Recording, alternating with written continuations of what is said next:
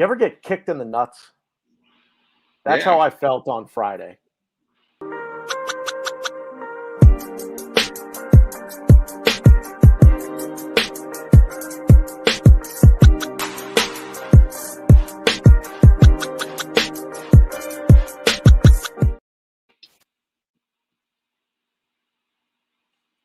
Okay, Ryan was just...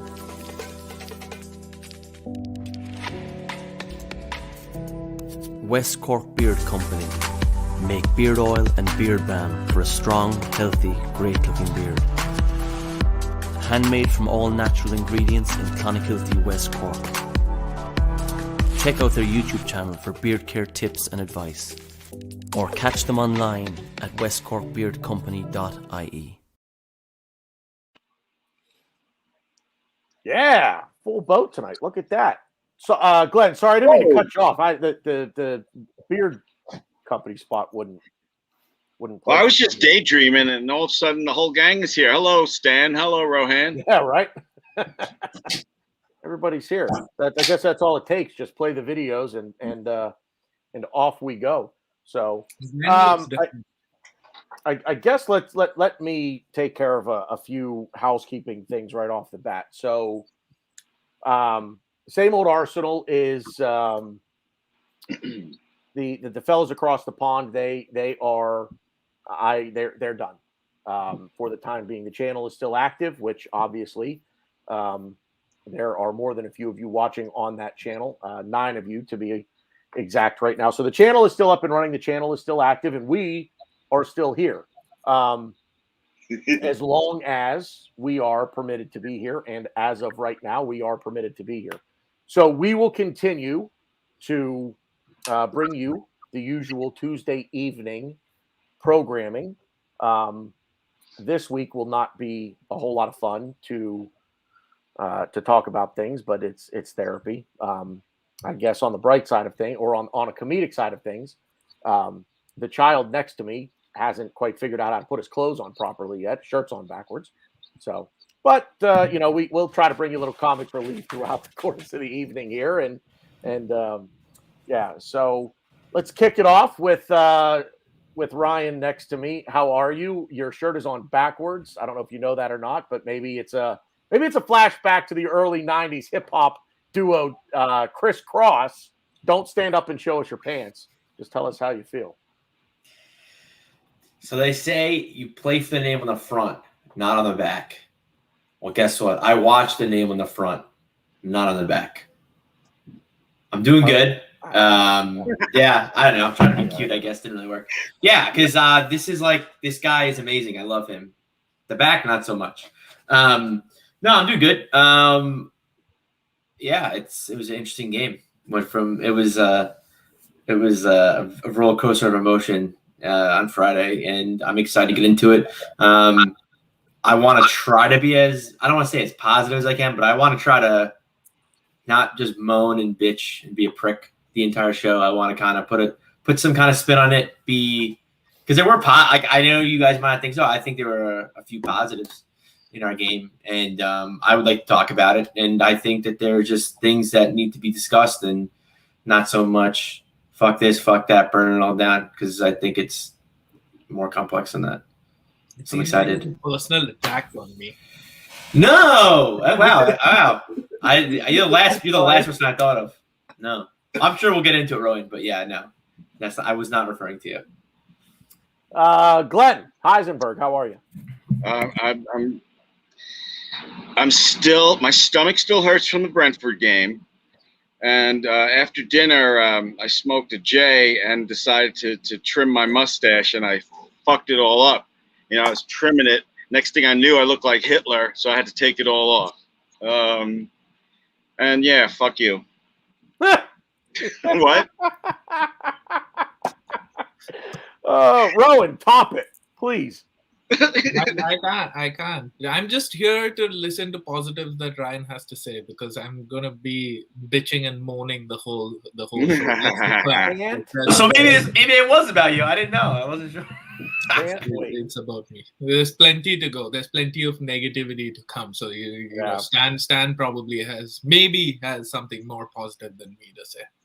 Well, we've Glenn and Stan and I have had an opportunity to kind of get everything out there. We've had a couple of shows since Friday to do all of this, but yeah, Stan, feeling any better as it pertains to Arsenal now that it's been 4 full anything, days? I'm probably feeling worse. Yeesh. So let's get cracking. Yeah, shall we? Well, let's you know what? Let's start with current events. So it looks like we are going to complete the transfer of Martin Odegaard, and Glenn. That's Glenn's boy. Can you repeat the last thing you said, please? I said it looks like we are going to complete the signing of Martin Odegaard, and that is your boy. Yeah. So, Ryan, I'll start with you on this. Glenn might be a bit preoccupied at the moment. No, I'm done. I'm done. Sure I had a dream, a literal dream. We got Odegaard and Awa a couple of weeks ago, and I announced it on this show. And if that comes true, when I go to bed, I'm going to be saying lottery numbers. Yeah, right. Yeah, right. No. You know what? Put a lottery ticket under your pillow.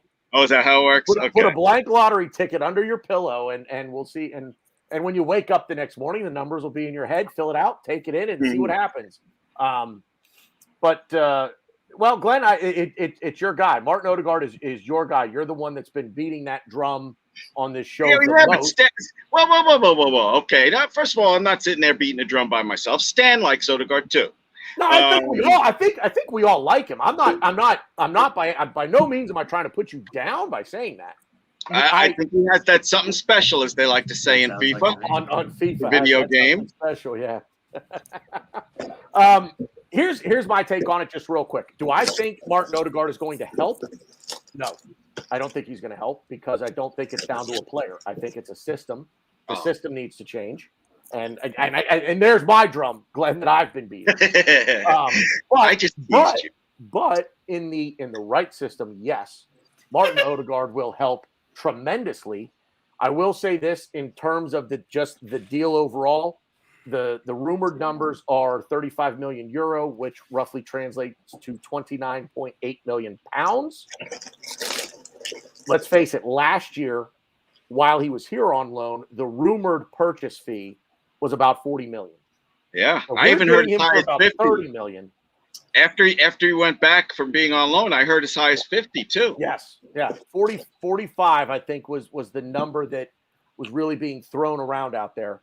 If it's 30 million, if that's the price, this is a good bit of business. Period. End of discussion. Glenn, I agree. You can move on to me. I totally agree. Stan, you're up next. Me? Yep. Go ahead. Yeah, I'm happy it's coming. I really want it to happen. If there's a drum, I'm beating it. You know, I really hope it happens. Do I think it will help us? Well, only time will tell. You know, I'm just trying to hang in there until the transfer window closes, and I see what business that we've done. Yeah, if Martin Odegaard, if that's a deal that gets done, I'll be very happy about it. Yeah, Rohan, is it? You feel good about it? It's a positive. We need creativity in the squad. Like that's You're positive. Yeah, it's positive. It's positive. Yeah, Let's go. You said something positive, so that's great. You know, see, my whole issue with the team has been that they've not been creative, right? Defensively, we conceded 2 goals. Those were 2 poor goals to concede. But you know, I still think the problem there was in attack. You know, in terms of XG conceded, Liverpool were higher than us, who kept a clean sheet, right? Like, you know, we could have, if, you know, our defenders weren't clowns as they are, they could have defended better. And I think that will get better. But attack-wise, I'm not seeing anything. So Odegaard adds something. But I would not rest all of my hopes on Odegaard, because I have seen him get cancelled in games last season. He came in, he had an impact, but there were other teams which cancelled him out, which marked him out of the game. So he's not going to be a game changer, like you said, because the system is too rigid, and the system is, I don't really know what the system is. Yeah. I agree with your assessment, BG, that the system is the problem. But for me, he's going to answer a few more questions in the final third, and that's a problem for us. Well, I'm going to turn it over to Ryan on this because as tactically astute as I fancy myself to be, and that's kind of a joke. Where does Odegaard fit?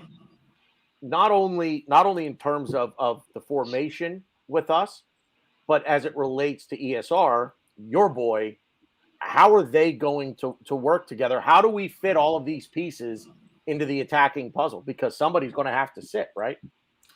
No. Well, yeah, someone's going to sit, and that someone I think is going to be Pepe. I think they're going to push ESR out to the left. Saka's going to be on the right. Odegaard in the middle. I mean, if you watch ESR play, do I ever? But if you watch him play, he drifts to the sides. He takes half spaces. He opens up the field for other players. But he always tends to drift mainly to the left, but he does drift to the right sometimes too. And that's why I'm not saying he's the reason we play to the wings. He's not the reason. But I think it just goes to I think it's what he did that in the academy, and I think he's still doing that. So I think it kind of plays into Arteta's hand a little bit because Arteta's he wants to play the wings.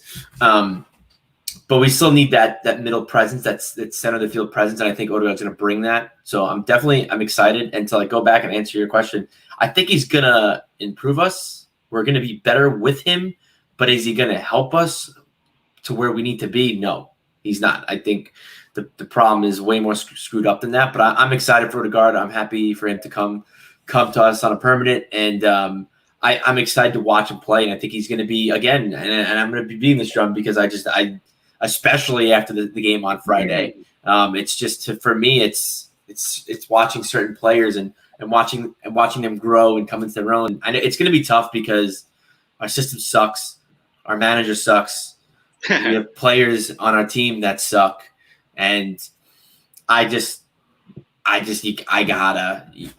just find something that keeps me going. I need to find something that's going to make me want to watch every game. And Saka, Martinelli, ESR, Odegaard, they're going to make me watch every game. And I'm excited to watch them play. And I would just like to add on to that yes, I would love to see Smith Rowe on the wing, but I do not think he's going to replace Pepe. And the Premier League is the most physical league in the world. So, Odegaard and Smith Rowe will get plenty of playing time. Can I also add something as well? The way some of our fans are talking about Martin Odegaard and whether he can improve us and whether we should even be going into him. The way some of our fans have that discussion, you would think that they were talking about Arsenal being a team that's fighting to win the league. We're second place or almost first place, and we're turning our nose up at players because we're thinking, well, this one's not going to help us get us quite over the line, so we shouldn't be looking there. You got to remember, we're eighth. We're a team that finished 8th 2 years in a row. You're telling me that this kid from Real Madrid isn't a good buy for an 8th placed team? That's what we are. We're getting a guy from Real Madrid who's done quite well for us, and we've managed to entice him to come to a team that sits in 8th place for 2 seasons. Has no European. 5 second add on. 5 second add on. I'm not finished. I'm not finished. And also, we don't have any Champions League either. We've got no Europa League. And I just find it really snobby that the fans are talking about him as if we're Manchester City and we're thinking about buying El Neni. Sorry about that, Glenn.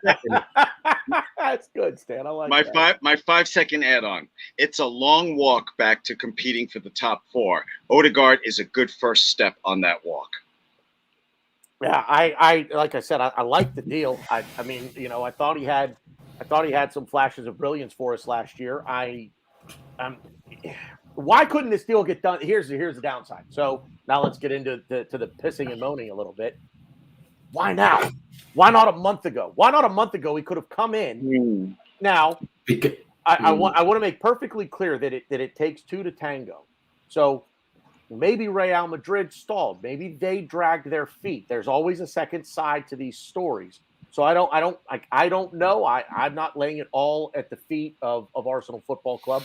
But if they were willing a month ago to get this done for 30 million, why did we wait? Why are we dragging our feet? Anyone? I pose that question to anyone. Ryan,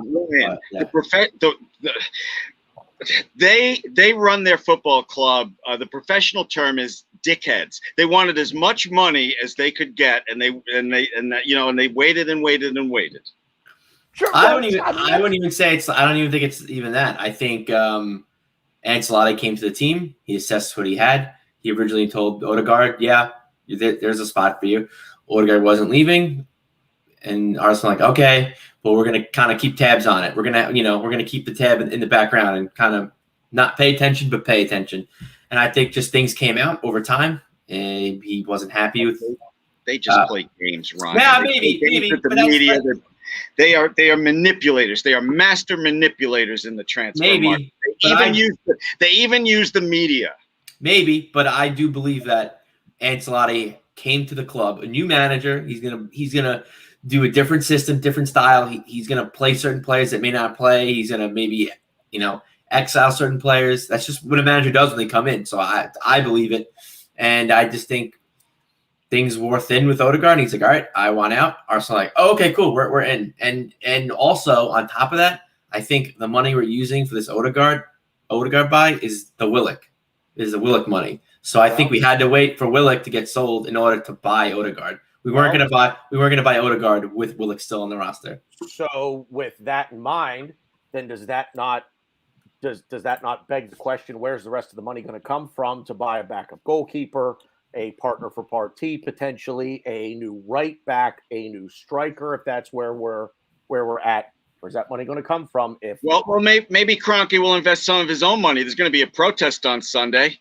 I mean, that's for sure. I don't know how much that's going to help. At this point, if it's been 15 years, 16 years, and Glenn, I'm not, and I am being argumentative, but not toward you when I say this. It's not going to happen. If it were going to happen, it would have happened by now. The protest? No, Kroenke investing his own. Oh, okay.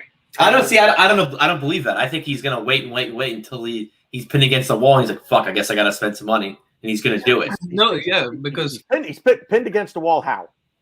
He's gonna. And the fact that we need pieces and like the Bellerins, the Xhakas, they're not going anywhere, so we're not generating money. So therefore, he's like, "Well, because we're gonna have 0 points after 3 games. That's when he's going." Yeah, and that you have that too. And I'm not very well have 0 points after 4. I don't want the team to lose. By the way, I mean, no, I just genuinely believe that we have no chance of getting any points. Like, I don't even think that we're gonna get a draw against Chelsea or against Manchester City. That's going to be the last game of the window, I think, and by then there'll be enough panic because we'll be 20th, right, after 3 games, which is nothing to say. We've got a difficult start, so we could have been a much better team and still had 3 points out of 9, and we're just going to have 0. So maybe that's going to prompt some change.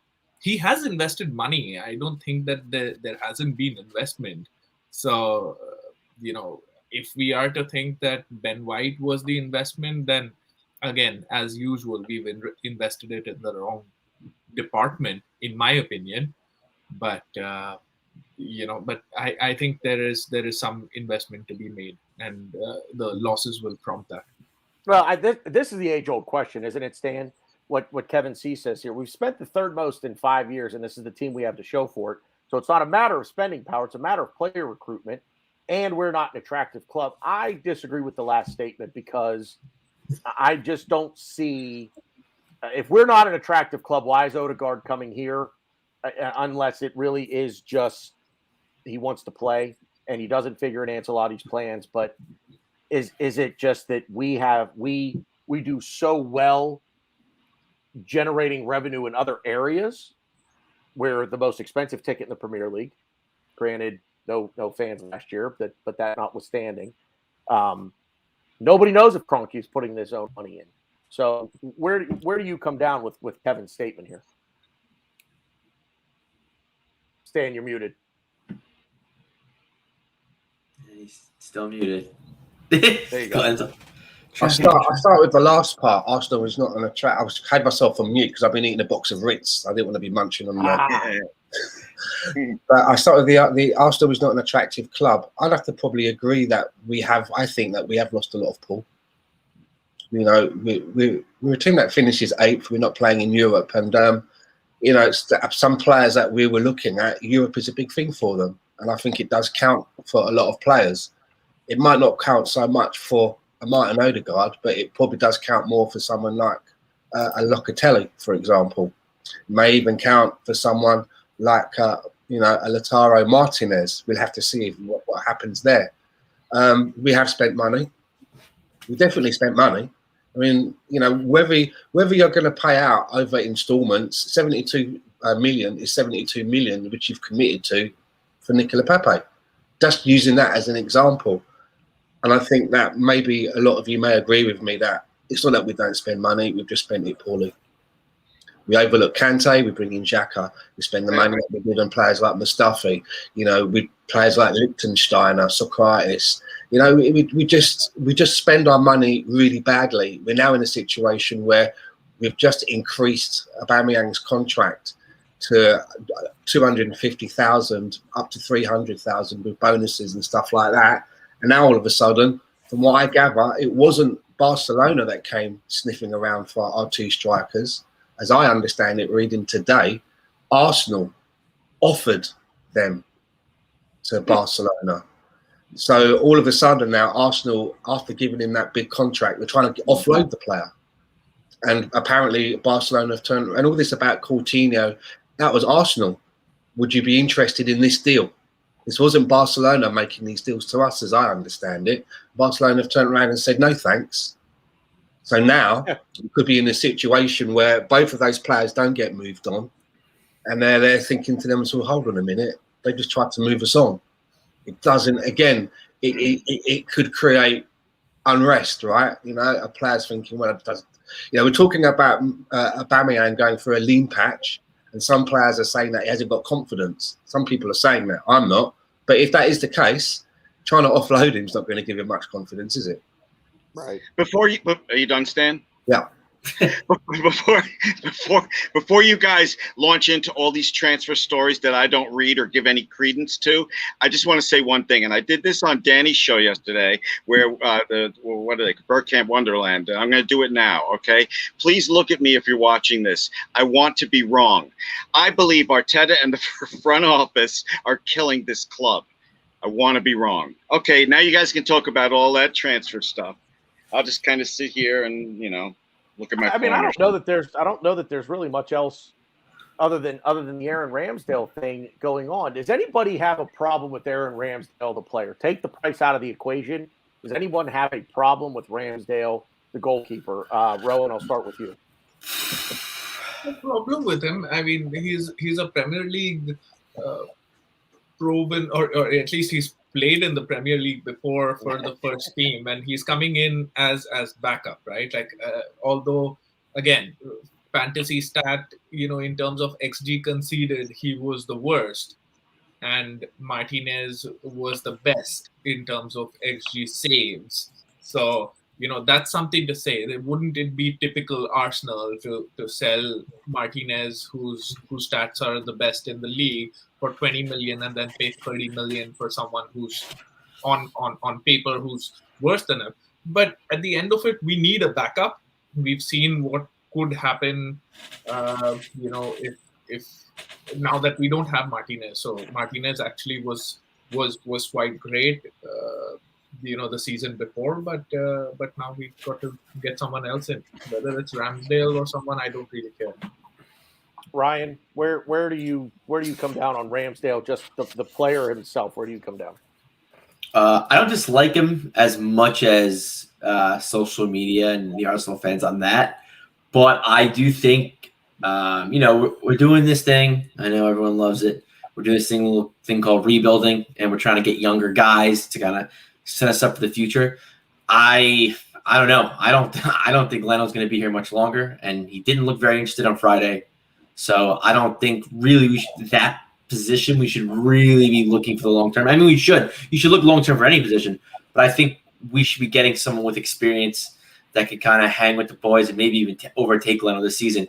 Can Ramsdale do it? Maybe. But our only iteration of him was him on a relegated Sheffield United side. So, like, I don't know. I'm not sure. I don't know if it's going to be worth it. I don't know what we're going to pay. I know we're paying significantly less than what we were rumored to be paying for him originally when we came away from the table. But, yeah, I don't know. I mean, he definitely wants to play for us. He's Arsenal are his boyhood team.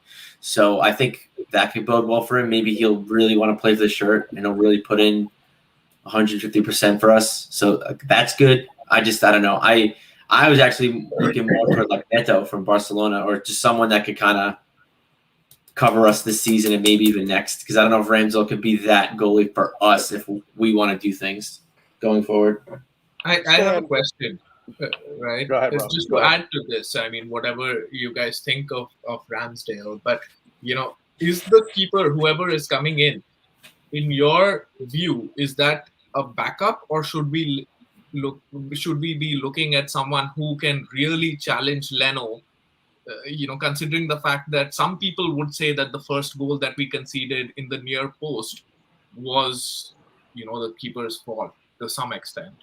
Yeah, I would like to answer that. As you all know, I've been on board with Leno and completely satisfied with him as the starting keeper. However, some questions began to rise for me in that Brentford game, getting beat at the short post, like Rohan said. Oh, that goal was Chambers' fault, and the second goal on a header where he was like manhandled. Yeah. He didn't push back. He didn't yell at the guy that did it to him, and he didn't yell to the ref. I don't know. That's making me have questions about, you know, his fire.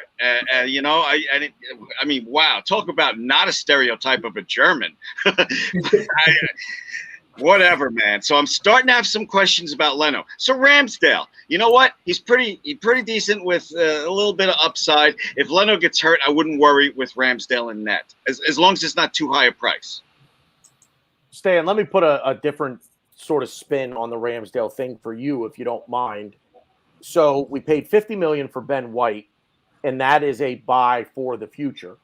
It's a buy for now, but we're buying his potential. So we're spending $50 million in the hopes that Ben White in 2 to 3 years' time is going to be one of the elite center backs in the Premier League.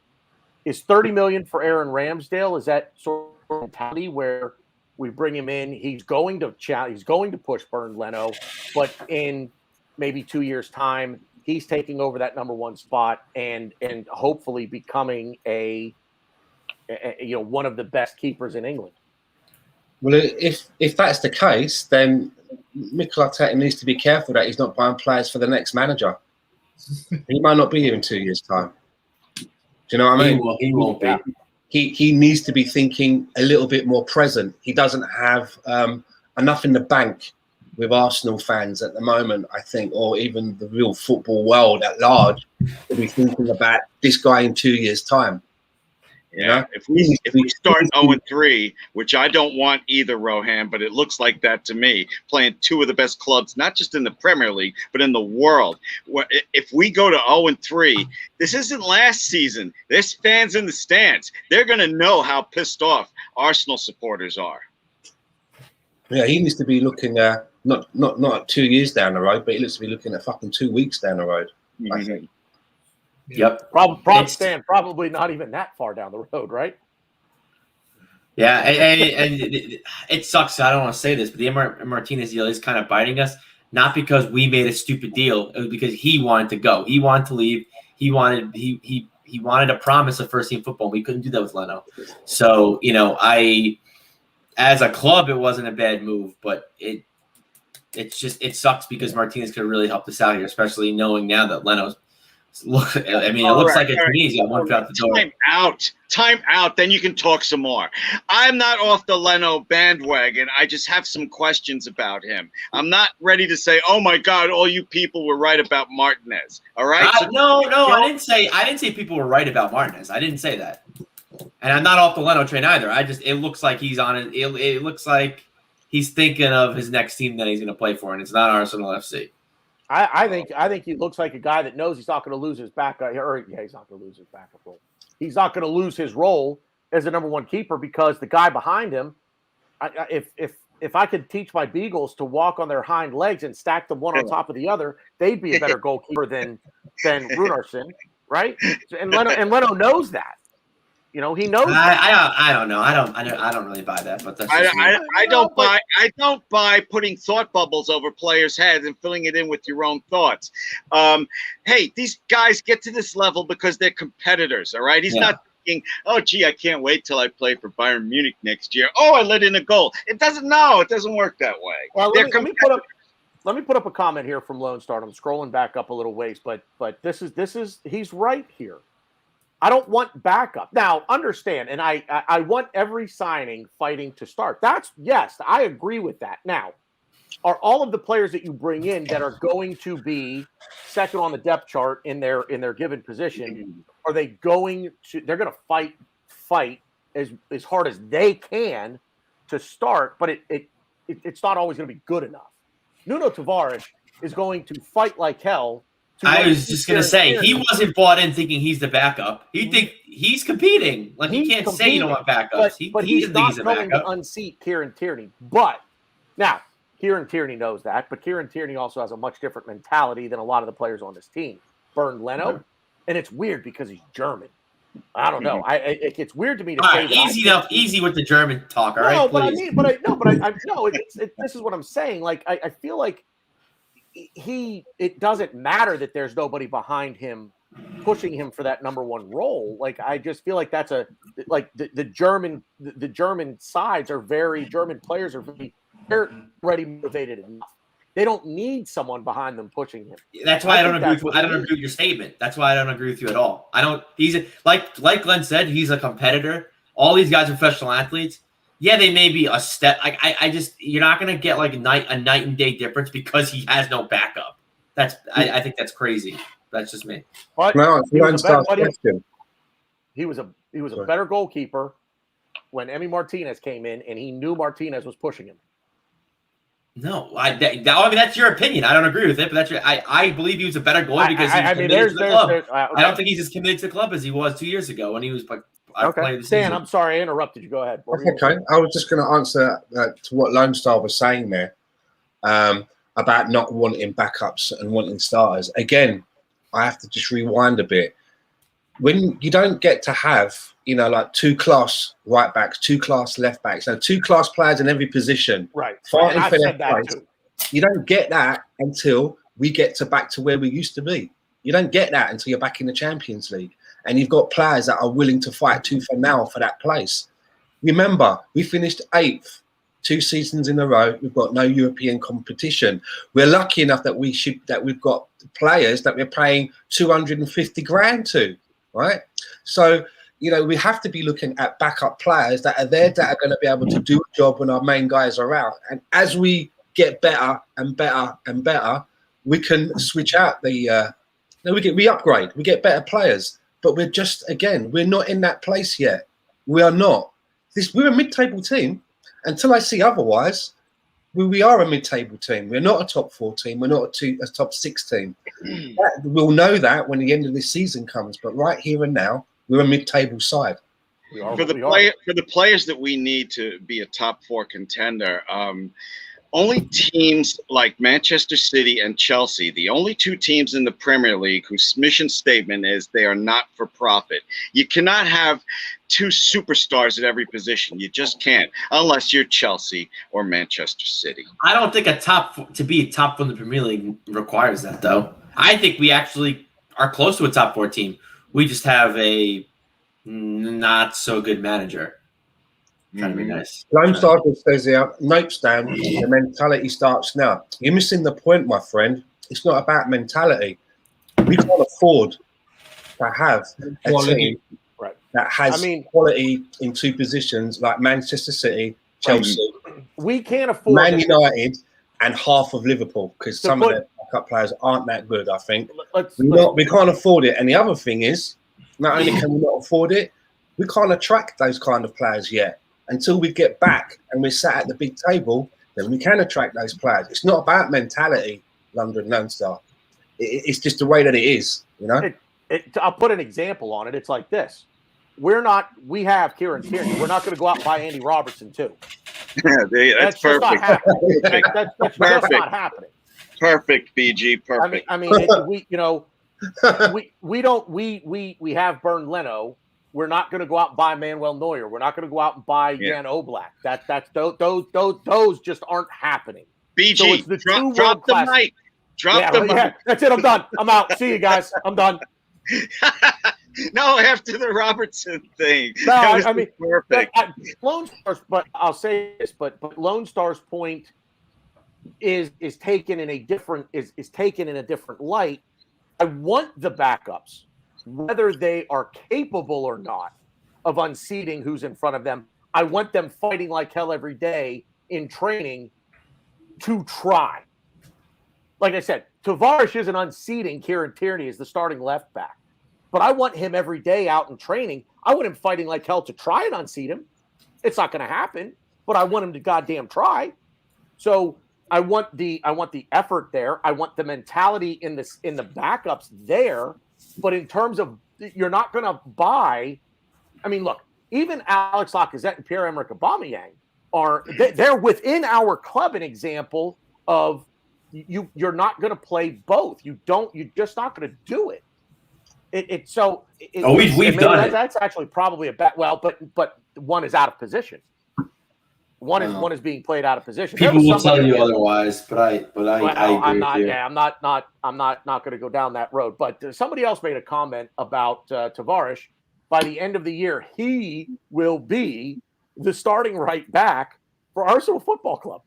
And think about this: on Friday, when Callum Chambers was subbed off, with Cedric and Hector Bellerin, two right backs on the bench, Callum Chambers was subbed off for the backup left back, Nuno Tavares. Think about that.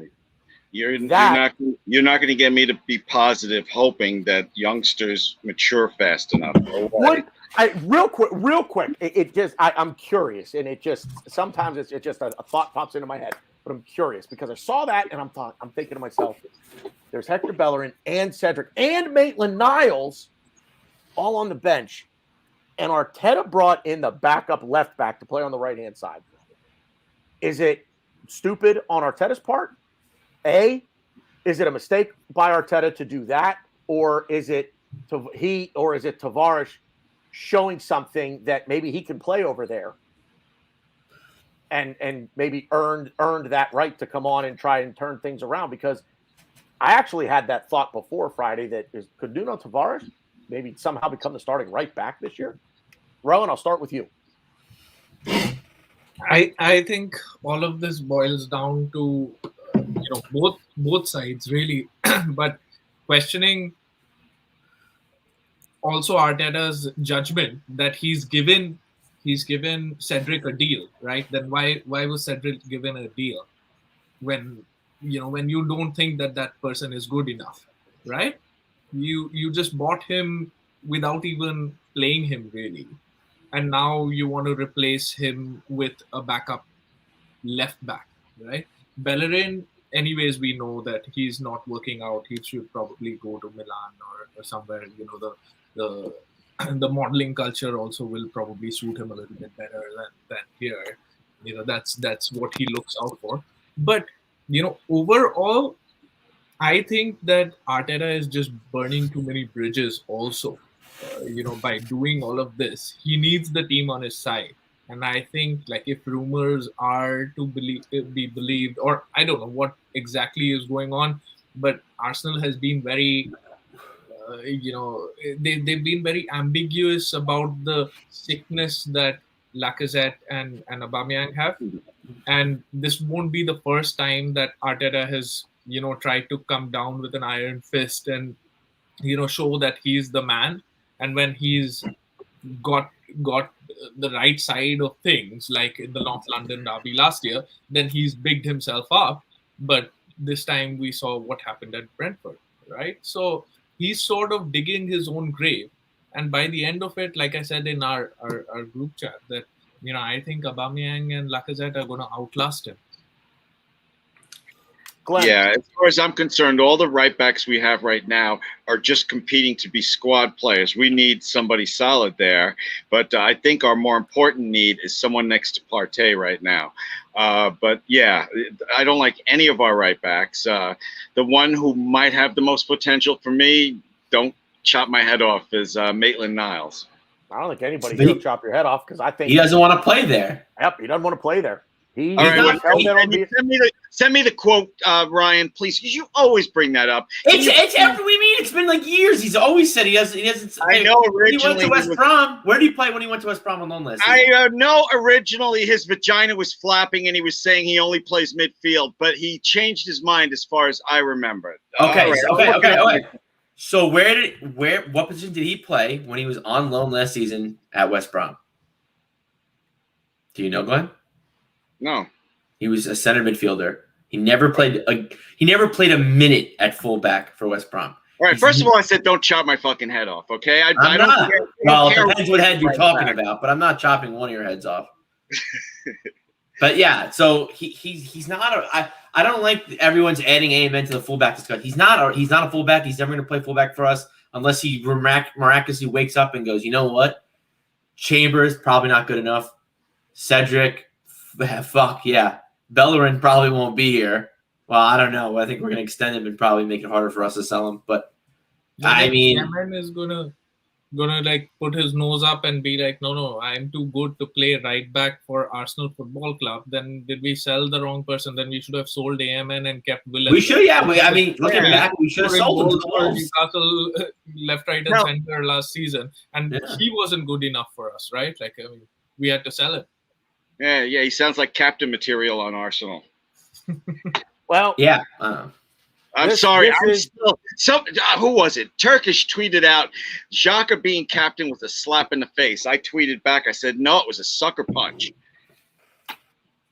It was both. Yeah, I agree. He said it on an interview with Sky Sports, but that was also when Unai Emery was here. So that is accurate because Unai Emery was still the manager when the statement was.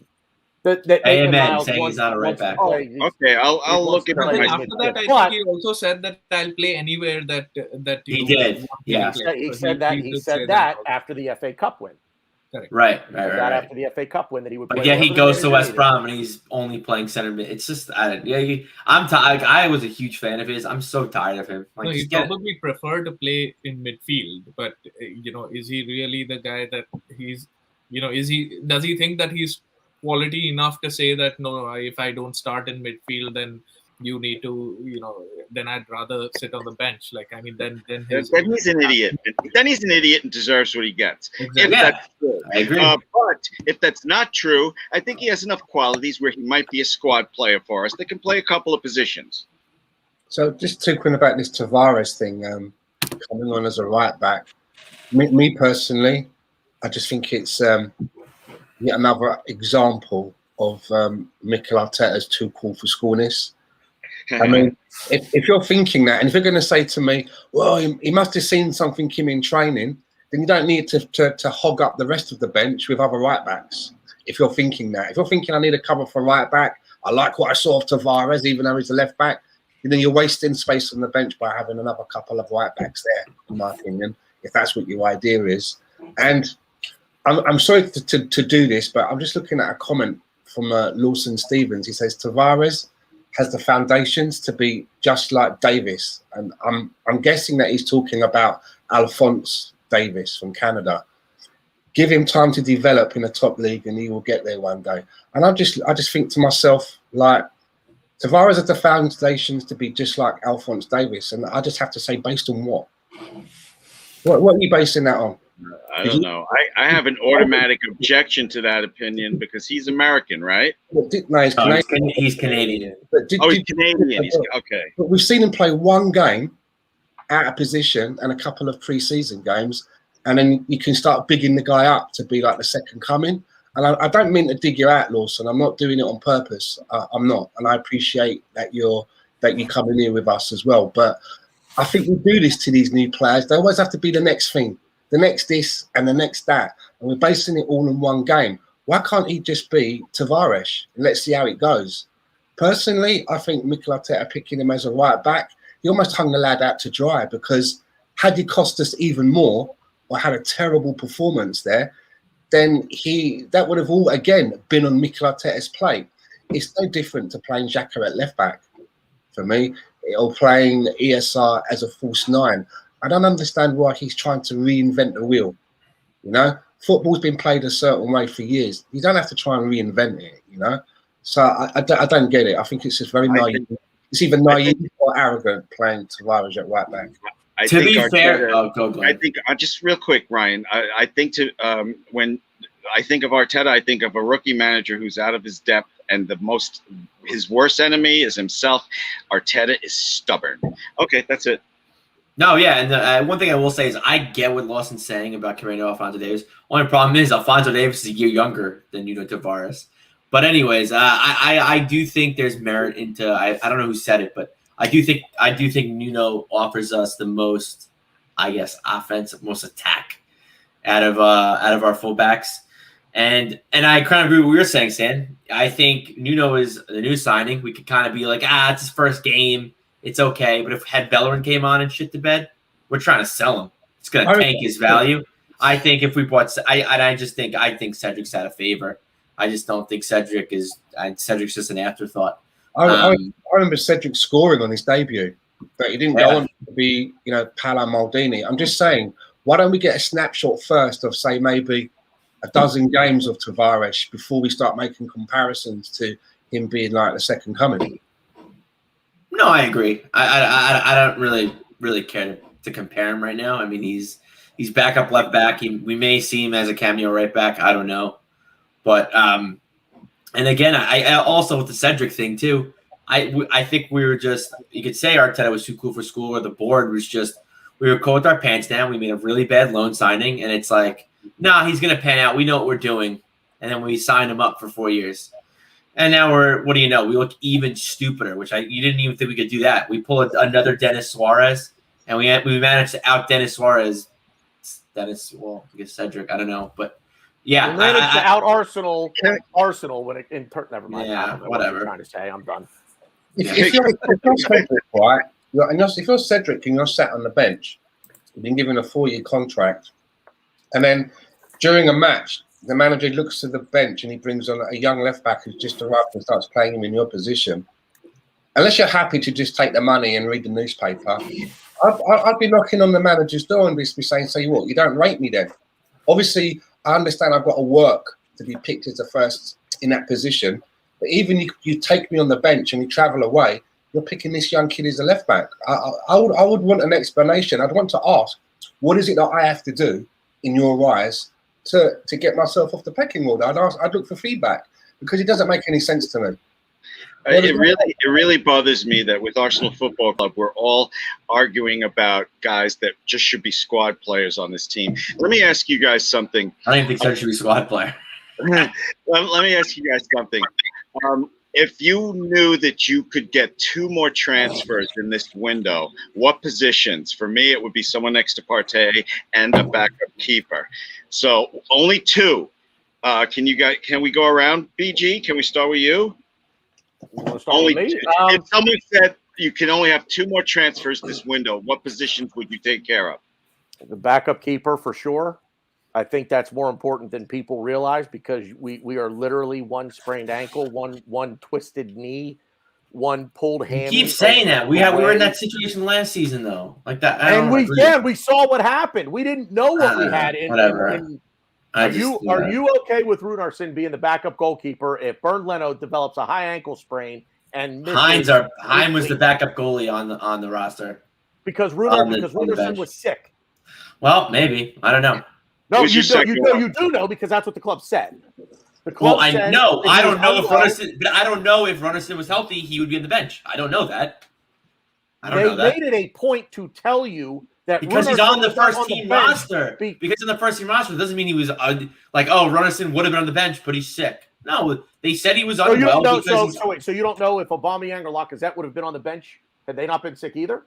I mean, they're a little more important than Runarsson. Don't be an asshat. I'm not being an asshat. You're telling me you are. You're comparing Runarsson to Aubameyang and Lacazette. He is the backup goalkeeper. Maybe. There I'm is trying no to get rid of maybe. him. He is. No, there is a maybe. There is a maybe. There's no maybe. He was unwell. It was announced he was unwell, hence why he is not on the bench. Yeah. The club said that. But you're literally taking what the club said and saying we have 4 matter. goalies. You know we have 4 goalies on our first team roster, right? Any Yes. one of those. You're confident. So Are you starting. confident? Are you confident that Carl Hine is the backup? No, honestly, I just want to prove you wrong right now. Leno, I am going to prove you wrong right now. Leno is our starting goalie. So there's 3 goalies. You have Nkunku, you have Hine, you have Runnerson. Who's to say who's on that bench? Okay, let me ask you But this. none of them are good enough, man. It doesn't matter who's on the bench. I know, Rohan. I just wanted to prove a point to Tanner. That's all. Are you comfortable? Are you comfortable with any of the other 3 as the backup goalkeeper if Bernd Leno has to miss a month? Let me ask you a different question. I don't care. If Bernd Leno gets hurt against Manchester City and misses 2 weeks, so he misses the international break and he misses Burnley, are you comfortable with the backup keeper against Burnley? I think we're in such a shithole of a position and we're so bad. We have the absolute wrong manager for the position that I don't think it fucking matters who's in net at this point. It does to an extent. That's a separate point. Well, there you go. I agree. That what you just said, I agree with. I do agree with that. Our problem is scoring goals. Now, granted, we gave up 2 to a newly promoted team, so it would stand to reason that part of the problem is keeping them out of our own net as well. But we got to score, and the one thing we haven't done all preseason is do that. Lawrence, I see your super chat. I want Glenn's question to get answered by everybody first. I have it here. I see it. I will get it up in a second. Thank you. Let me get Glenn's question answered by all of us, please, and then I'll get back to you. To answer my answer, Glenn, is backup goalkeeper, and I would have to say, probably a more defensive-minded midfielder. So the partner for Partey. Yeah. I'll go exactly the same as you, Tanner. I think I'd love to put it on a midfielder and another forward, but a goalkeeper is so important, and it does seem to be a big gulf in the quality back there. It's not something that you can really toy around with. And as you say, if Bernd Leno gets something happens to him and he's out for a couple of months, it could be panic stations. So I'd go with a goalkeeper, and again, a very defensive-minded midfielder. Rohan? Yeah, I mean, 2 positions for Arsenal Football Club. If you're talking about that, then I mean, the first position that you have to change is the manager. Really. You stole my answer. Keep it to play. No, Rohan, the question is players. Rohan, if that was on the menu, I would have taken that first. All right, pretend it's not on the menu, wise ass. All right, you're very clever. That's awesome. I agree with you. But 2 positions. So no, I understand what the intent of the question is. I just had to get that dig in for Arteta, right? Like so I think it's a goalkeeper and it's a creative midfielder, because I cannot see this drab BS that's going on at our club. Like, that's just not acceptable to me. And I think squad-wise, my opinion is that we have been better than 8th in the last 2 seasons, and we are better than 8th or 6th. Like, I mean, we should at least be 6th this season, but we'll not get there, not because our squad is not good enough. It's because Arteta is not good enough. And, I've just thought about that, why does Chelsea keep doing well, right? They change managers, they do well. Because when a manager is there, some of these players get ostracized and they're not performing. But all of these players are quality. And the new manager comes in and everybody tries to perform. And so they give 110%, 115%. It's like when you go out on your first date, you're like the best guy in the world. And then 2 months later, you're just like not doing anything in the house, right? Like that's the state of Arsenal Football Club. And so if we change that, I think a lot of issues would get resolved. So, for me, that's most important. But yeah, in the first 11, it'll be backup goalkeeper. and a creative midfielder. Ryan? Well, all right. Well, I mean, 100%, number one, numero uno, never going to happen. But my number one priority is a partner for Party. And second, just because we don't have anything there. And I think we could, obviously keeping Arteta out of this, I think if we're playing just based on roster, based on, the team that's on the team sheet, I think we can get by with Aubameyang and Lacazette. I think we can get by with Chambers. Maybe if Nuno has to make an appearance as a right back. I just fucking threw my whole point out the window before, but it's gonna be a backup goalkeeper. Only because too, on top of that, I just think that we need to be prepared for when Leno leaves in the summer. Not saying he's gonna, but we need to be prepared if he does leave. That's why I was so happy that we were linked with. Oh, I always say his name wrong. Apparently, according to Tanner, Oana. I was real excited about him. Onana, whatever. I was, I was trying to get orgasm for Onana trending. Didn't work, but You pronounce his name like that old 50s song. Oh Donna, oh Donna. Is that how you say his name? Because I'll always remember it. Onana. What's the name? Yeah, I should know that. Yeah. But yeah. Why is this so hard? It's Onana. That's what she said. Good. Because I'm Yes. There it is. Well done. All right. So Lawrence paid us. Paid Craig to read his comment here. Do we get the money, man? It's just the irony of it. I mean, it really is just the irony of this. I'll explain it later why I'm chuckling like this. Okay. You guys honestly think that Arteta will still be in charge after the international break if we lose to Chelsea? Let's try, please, to go rapid fire around the horn here. Ryan, I'll start with you. Is he still in charge if we lose both games at the international break? And let's not forget, hang on. We play West Brom in the League Cup in between Chelsea and City. Let's remember that, please.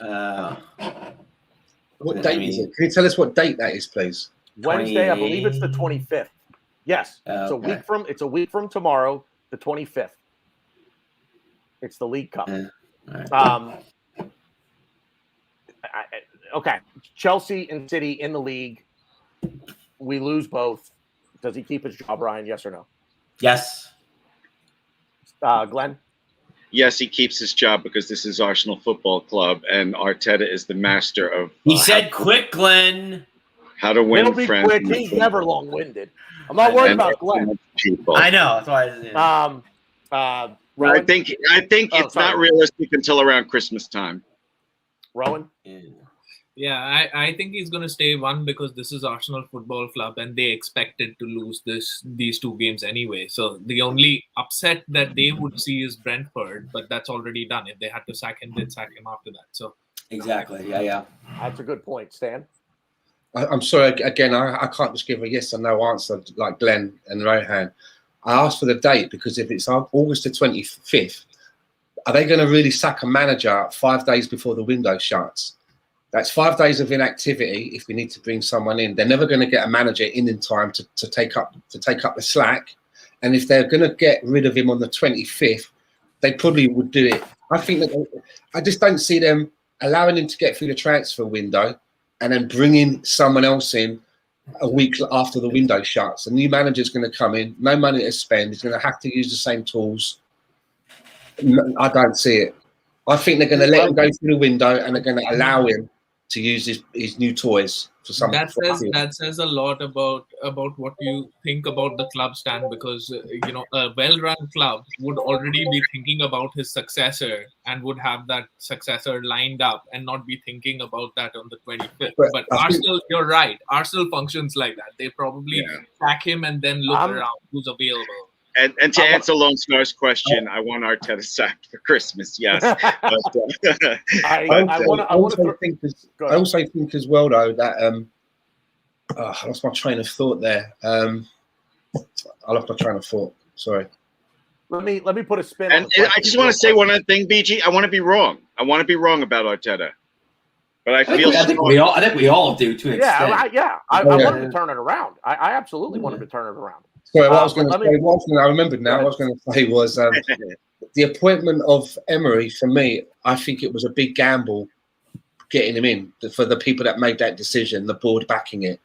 So if they get rid of the day they say this isn't working, we're going to get rid of him, whether it's now, next week, September, there will be egg on their face for appointing him in the first place. So I think that they will try and drag it out as long as they can, because they really don't want they don't want to be put in a position now. As I said before, if they got rid of Arteta tomorrow and the dude goes with him, who at the club is qualified to go to the board with a short list of managerial names and say, this is who I think we should be bringing in? Because the Conkies aren't going to make that decision. They will depend on someone to make recommendations. And just to tail off that, not only do they get rid of Arteta, let's say they want to bring in someone like Conte, who is qualified with the football knowledge to sit down in front of someone like Conte, who knows so much about football, and he's going to be able to sell a vision to someone like Conte, who's at our club, who can sell a vision of football, what we plan to do. This is where we see you fitting in. This is what we see for the future. There's no one there that can sell a vision.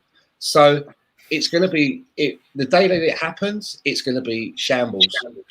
This is the downfall of Arsenal Football Club for the last 20 odd years, right? People not wanting to get egg on their face, right? Like Wenger started it with not admitting that we needed a defensive midfielder. He just kept on trying the same thing. Arteta's done that with his tactics and not trying to adapt it to the players. He's trying to, mold his system into those players who are just not buying it. And the board doesn't want to, or the people working there don't want to get egg on their face and say that, no, we made the wrong appointment, because none of them really care about Arsenal Football Club. They're just, thinking about themselves. And, like, this is the thing. I've been reading like some books on investing, etc. Right. And this is human psychology, right? Like when your chips are down, when you're in need of money, and you have shares that are performing well and shares that are performing badly, when you need money, what people tend to do is sell the shares that are doing well. Well, in fact, what they should be doing is sell the shares that are doing badly, because those are the ones that are pulling you down. But we don't want to do that. Arsenal is just so rudimentary in their thinking. Why do you have to sell a vision to Conte? You just have to tell him that here's the key to the house. You know more than us. We'll never admit that. I agree with you 100%, Rohan. There's no way we're ever going to admit something stupid like that. It's not stupid, but as far as the club's concerned, anyway. Everybody that they've brought in knows more than them. That's the thing. Everyone they've brought in knows more than they do. They know that. They know they don't know what they're doing in this sport.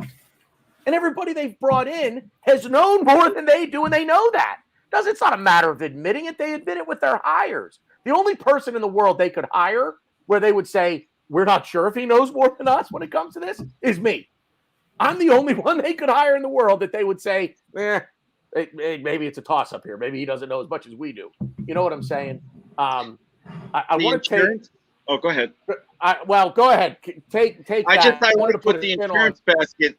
I liked what the insurance basket said with his first message, where he's ready to give Arteta a couple of months with the team if we get some help. I can agree with that if we got like Aouar and a backup goalkeeper. I would actually start thinking a little more positive like that, insurance basket. And by the way, that's a great name. Yeah, Stan likes that one. I want to put real quick a spin. I'm going to add a caveat to Lawrence's question about Arteta being sacked after the City match. What if we don't score? What if we go the next 3 games without scoring? Do any of us expect to score? But if you go 3 games, you lose all 3, and you don't score, one of those games is at home. One of those games was against a newly promoted side. It doesn't make a difference because they're expecting to lose. That's the mentality of the club. They knew that they were going to lose against Chelsea and Manchester City. That was already a write-off. The only upset is Brentford. And if they have to make a change, then make a change right now, If we go through the next 3 games without scoring, and let's say The next game, he feels the same up front. Martinelli, Balogun switching around.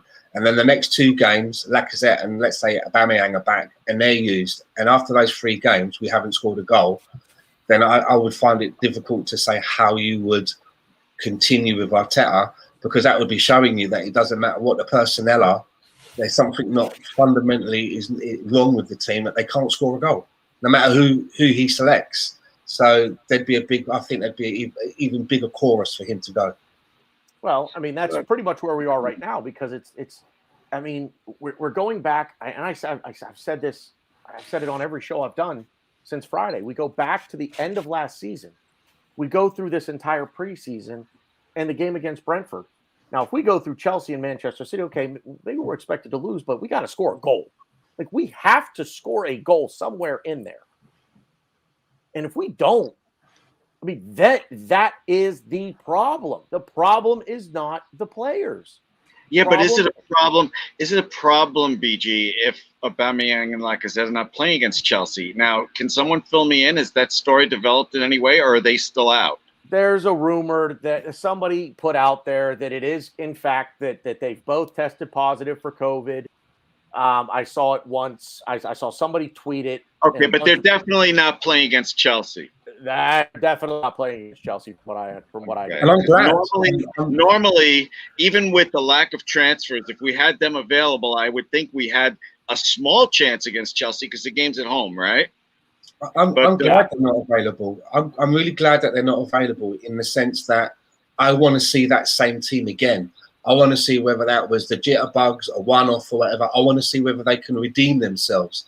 If he uses the same team again, obviously maybe with a slight variation, starting Saka and maybe starting Martinelli through the middle and maybe using Balogun off the bench. Yeah, I don't like Balogun against Chelsea. I agree with that. But if we see a similar performance in the way that they play, then I'm that's gonna help me to kind of have more of an opinion on Arteta. I really want to see that team again, to see if he can get them to ignite and redeem themselves, and whether the players are just having an off day. I do think, I mean, as much as I had a lot of realizations in the last, week, I guess, I do think you blame Arteta for this. I don't think we were prepared for this game. I think we were very underprepared. There was a lot of players that didn't look like they knew what they were doing. And yeah, you blame Arteta for that. So hopefully with the coming games, we look more prepared, more ready. I know Chelsea and Man City are, a big step up, but I do think if we had Saka in the whole game, I think it would have been a closer game. But it's the system, the formation, what we do is just not good enough. The first week of games, we were the top team in shooting, the most shots, and then we couldn't put one of them past Brentford. I gotta say, the comments being positive about the Chelsea game. What do you guys like to say? Big up to you guys. I really. What do you guys like to say? I'm old. I don't use those terms. To be fair, we play Chelsea well. Brave. I think nowadays you are brave to be a positive Arsenal fan, because people are just losing their shit on social media. Well, I mean, that's all I wanted to say. This comment right here is: we won our last 3 games against Chelsea. Who believes we're going to lose, Arsenal or us? It's us. He's saying it's us. I like it. Last 3 games we've played against Chelsea, we've won. Well, let's look at those games, shall we? The first of those 3 is the FA Cup final. That was a year ago. That was almost a year ago to the day. The second was Boxing Day at home with Emile Smith-Rowe coming into the side.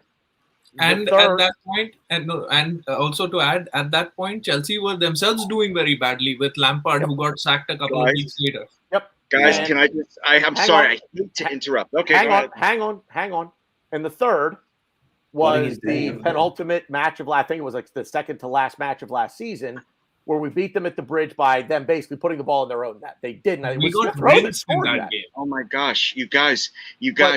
I understand, because I know this is universal. Where you compare Glenn, please hang on a minute, okay? This is seriously, it's like going back 50 years and saying, but we beat them 3 in a row 50 years ago. But see, you're wrong. It wasn't 50 years ago, though. It was it was a couple months ago. I love this, man. I love this. I swear to God, and I'm not going to say it all due respect because I'm not saying this with any due respect. But sometimes I feel like I'm the only person in the face of the planet that understands the business of sport. I guess you are. I guess you do. I mean that. Like, this is a what have you done for me lately business. And this is like, oh, well, we did it last year. Fuck last year. But like last year. Last year doesn't mean shit. Okay, it doesn't. It doesn't mean a fucking thing. Okay. Now I know because we agree. It doesn't mean a fucking thing. This is the dumbest argument in the world. It doesn't mean anything. Look at here and now. It's like, but wait, well, we did this over here. A little something. Like, it means a little something. I disagree. It doesn't mean anything. Okay, I can disagree. It means a little. It means a pebble. It means a pebble. The players can have confidence because they can look back and say, well, we beat them last year, and that's great. And that's what it counts for. Thank you. Oh, so but it has to be done now. It has to be done now. Okay. Beating, but why not? If you're saying last year, why not say why not go back to the last time we beat them 3 times in a row? Why not go back to then and say, but look, we did it then too, and we did it then too, and we did it over here too, and we did it then too. But it was the last 3 times we played them. Doesn't matter. It doesn't. It does, but it does. Ryan, you just want to argue about everything. Yes, I do. I do want to argue because it does. Right. It does matter. BG. Why didn't you just lead with that? Why do you start this whole thing and then make a U-turn and then say the thing that I didn't think you were saying? Just lead with that. It doesn't mean anything. Listen, the last few years, Aubameyang and Lacazette have scored 49% of Arsenal's goals. We don't got them against Chelsea. That's the stat that matters. Yeah, I like that, Glenn. The last game, I would think if I was to take anything from previous games, that would be the last game that we played, in which we got absolutely rinsed. The only reason why we scored was because they made a mistake. The only reason they didn't score was because they had Timo Werner, and now they have Lukaku. They are a better team than they are. But everyone's making excuses for everything. I completely understand it. If football was that easy, we would be able to guess all 10 results for next weekend. It doesn't happen that way. But if you go by logic, you could say which is the team on the up and which is the team that's the underdog. And we are the underdog. And the way that we played, it's not giving me any confidence to believe that we are going to go there and perform and get a victory. Like real quick, Stan, before you jump in, I swear to God, 5 seconds. On the flip side of my tirade, I'm assuming this is a Chelsea fan piping in. Thanks for being here, by the way. You forgot another difference. We're the champions. They are the champions of Europe now. Hey, guess what? That was last year too. Stop beating up on us little kids. Your team is one of the best in the world. Stop beating up on us. We're very good at beating up on ourselves. Stan, go, please. I'm just going to say that I can't remember again now. Forgot it. What happened? Stan, isn't this supposed to be Glenn forgetting everything? He's going to say he's half-baked. I've got to say something, but then I get interrupted and then I forget. Oh, I'm sorry. I do that. I can't remember. It goes. You know well, one thing I will say about Lukaku is, yes, he's a lot better of a striker than Timo Werner. But hey, the last time he was in the Premier League wasn't so good. I'm just hoping he gets that Premier League form back where he was in Man U and he really wasn't doing much. And hopefully he's a new Werner. Stan, what did you just say? I can't remember. But you literally can't remember what you just said 4 seconds ago? Oh, 4 seconds. I said, that's probably the mind of a weed smoker. Oh! Like I said, I thought that would be Glenn. It's like, wait, I just had something. Well, anyway. So just like we did last week, guys, we are going to knock off here. I feel like that's a good place to kind of have an intermission real quick. We're going to knock off here on the same old Arsenal channel. We're going to move everything now over to, we're already on BG Media. If you're not with us already over there, search BG Media or Bearded Gooner. I would say BG Media. There's something else out there. Search Bearded Gooner Media on YouTube. Please, please, please come over. Join us over there. We're going to continue the discussion for maybe another hour, 45 minutes to an hour. Please jump over there and check us out over there. Like I said, we're going to keep everything going. So on over, search Gooner Media on your YouTube search channel or your search bar, and we will see you guys over there in just a second.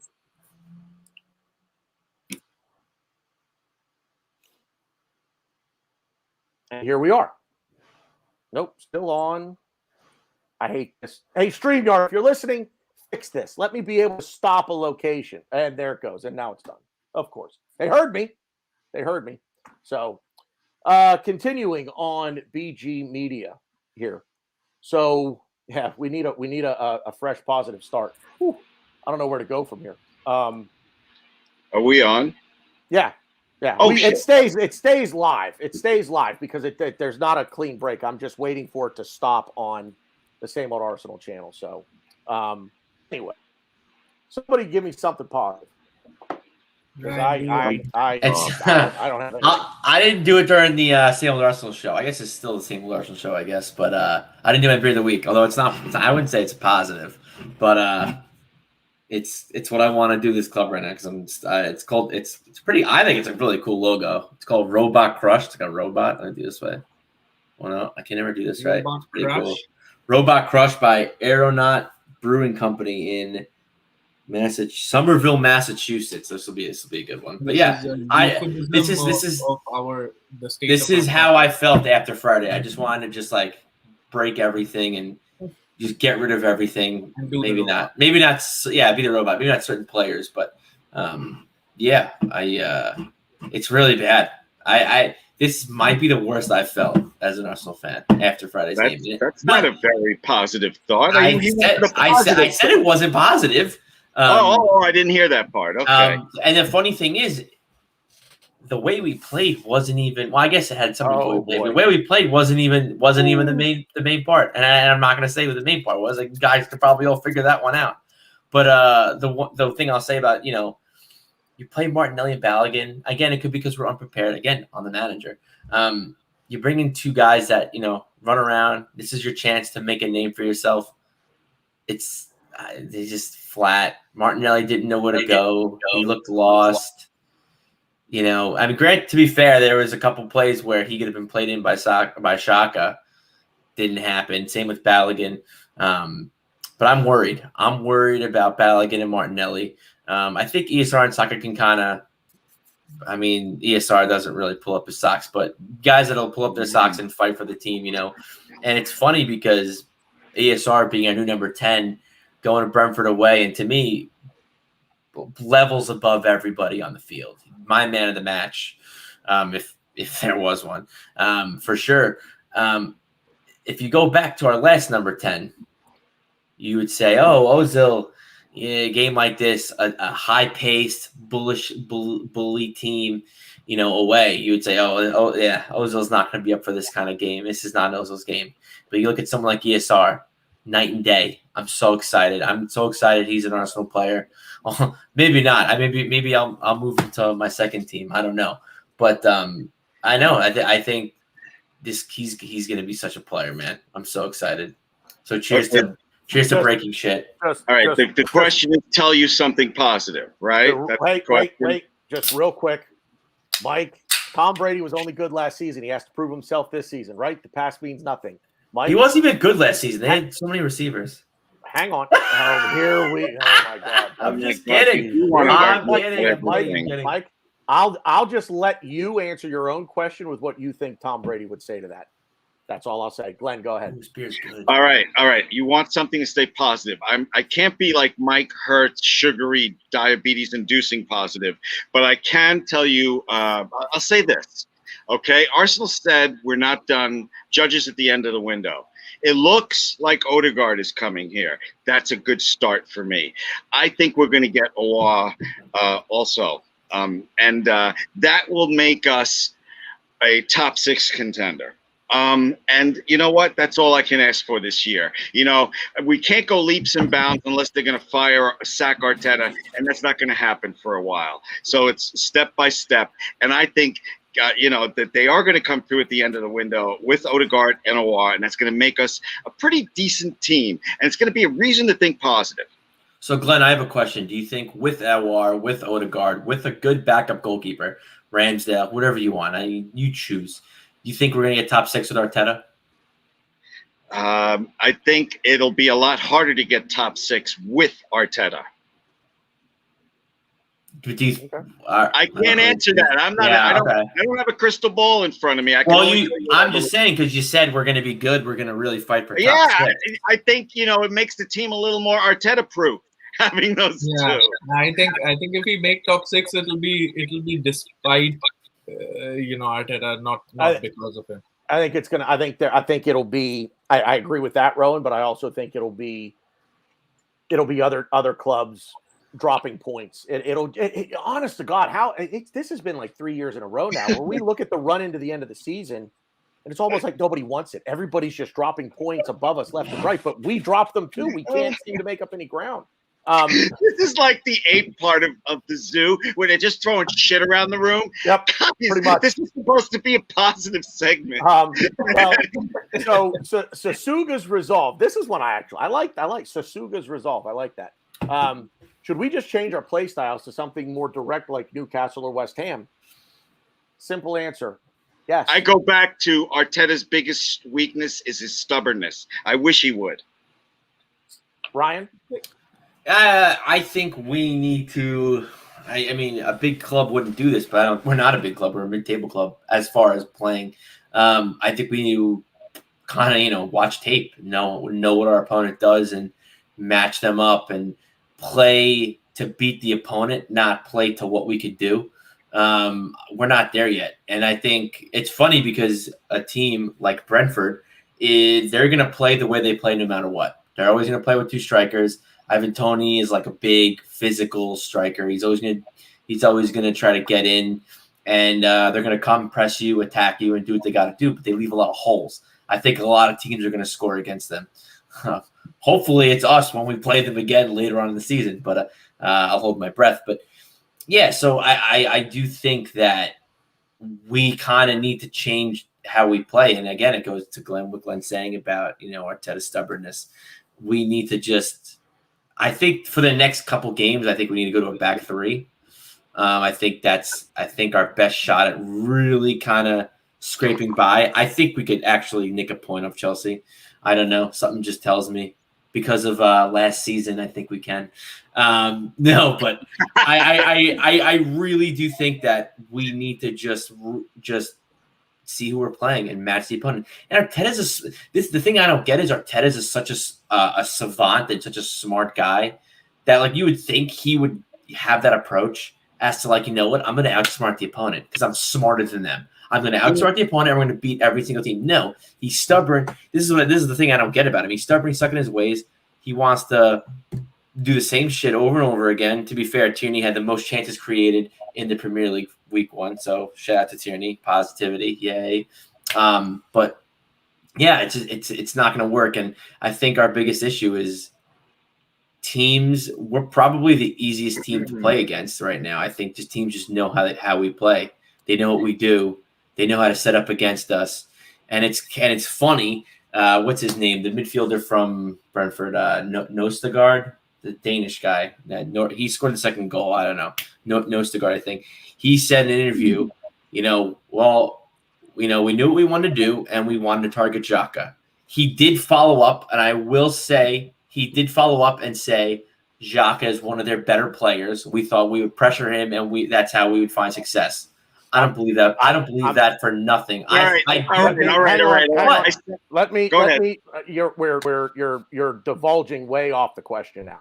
What was the question? I was answering a question. Exactly. I don't even remember. Yeah, exactly. Stan, should we be playing a more direct style than the possession swinging around the horseshoe that we play now? My answer is no. He says that Mikel Arteta said in his last post-match interview that we didn't do the basics. So then do something basic like play fucking direct. Play direct. Stop trying to overcomplicate it. I'd love us to do something and just go direct. I understand why some people are saying that we should maybe change to a 3 at the back system. But I just think that where we are at the minute, can't we just master one formation first? It's obvious that he wants to play with 4 at the back. We've not mastered a system yet where we can say, okay, for the next game, we're going to go 3 at the back. We're going to spend a week working on it. They're still trying to grasp playing 4 at the back. I just think, I understand why you want to do it or why we should do it. I just don't think it's the right time yet because we're still trying to master a particular style of play. But yeah, I would love us to play direct. So real quick, I just want to caveat what Stan said because I could not agree with you more about how we're just learning how to do this and why are we complicating things. So last season we were the slowest team building the ball up. We had the deepest starting position when we started our attack, and we took the most passes. It took us. We were the team with the most passes to get off a shot. So why are we making this so hard on ourselves? We're doing this rebuild. We have all these young players. Like I just like this is why like we can't go forward with this manager. Like I don't understand. We're rebuilding. We have all these young players. We're learning how to play, and we're taking the longest, hardest road. It just absolutely makes 0 sense to me at all. I don't get it. We can pick stats out as much as we like. You talked about Tierney putting in 5 crosses or whatever in the game. I can pull stats out of my ass too. Look, I'm going to pull one out right now. Okay, this weekend in the Premier League, it was the second highest debut. Opening weekend in the history of the game. We didn't fucking score. There's a stat for you. Arteta, even people that like Arteta and want him to stay have to admit that in the second half, he does not adjust or he does not make the right moves. All right. That's why I have this dour look upon what's going to happen over the next 2 games. Even if we play well against Chelsea, if they make an adjustment at halftime, I'm not confident Arteta can make his adjustment.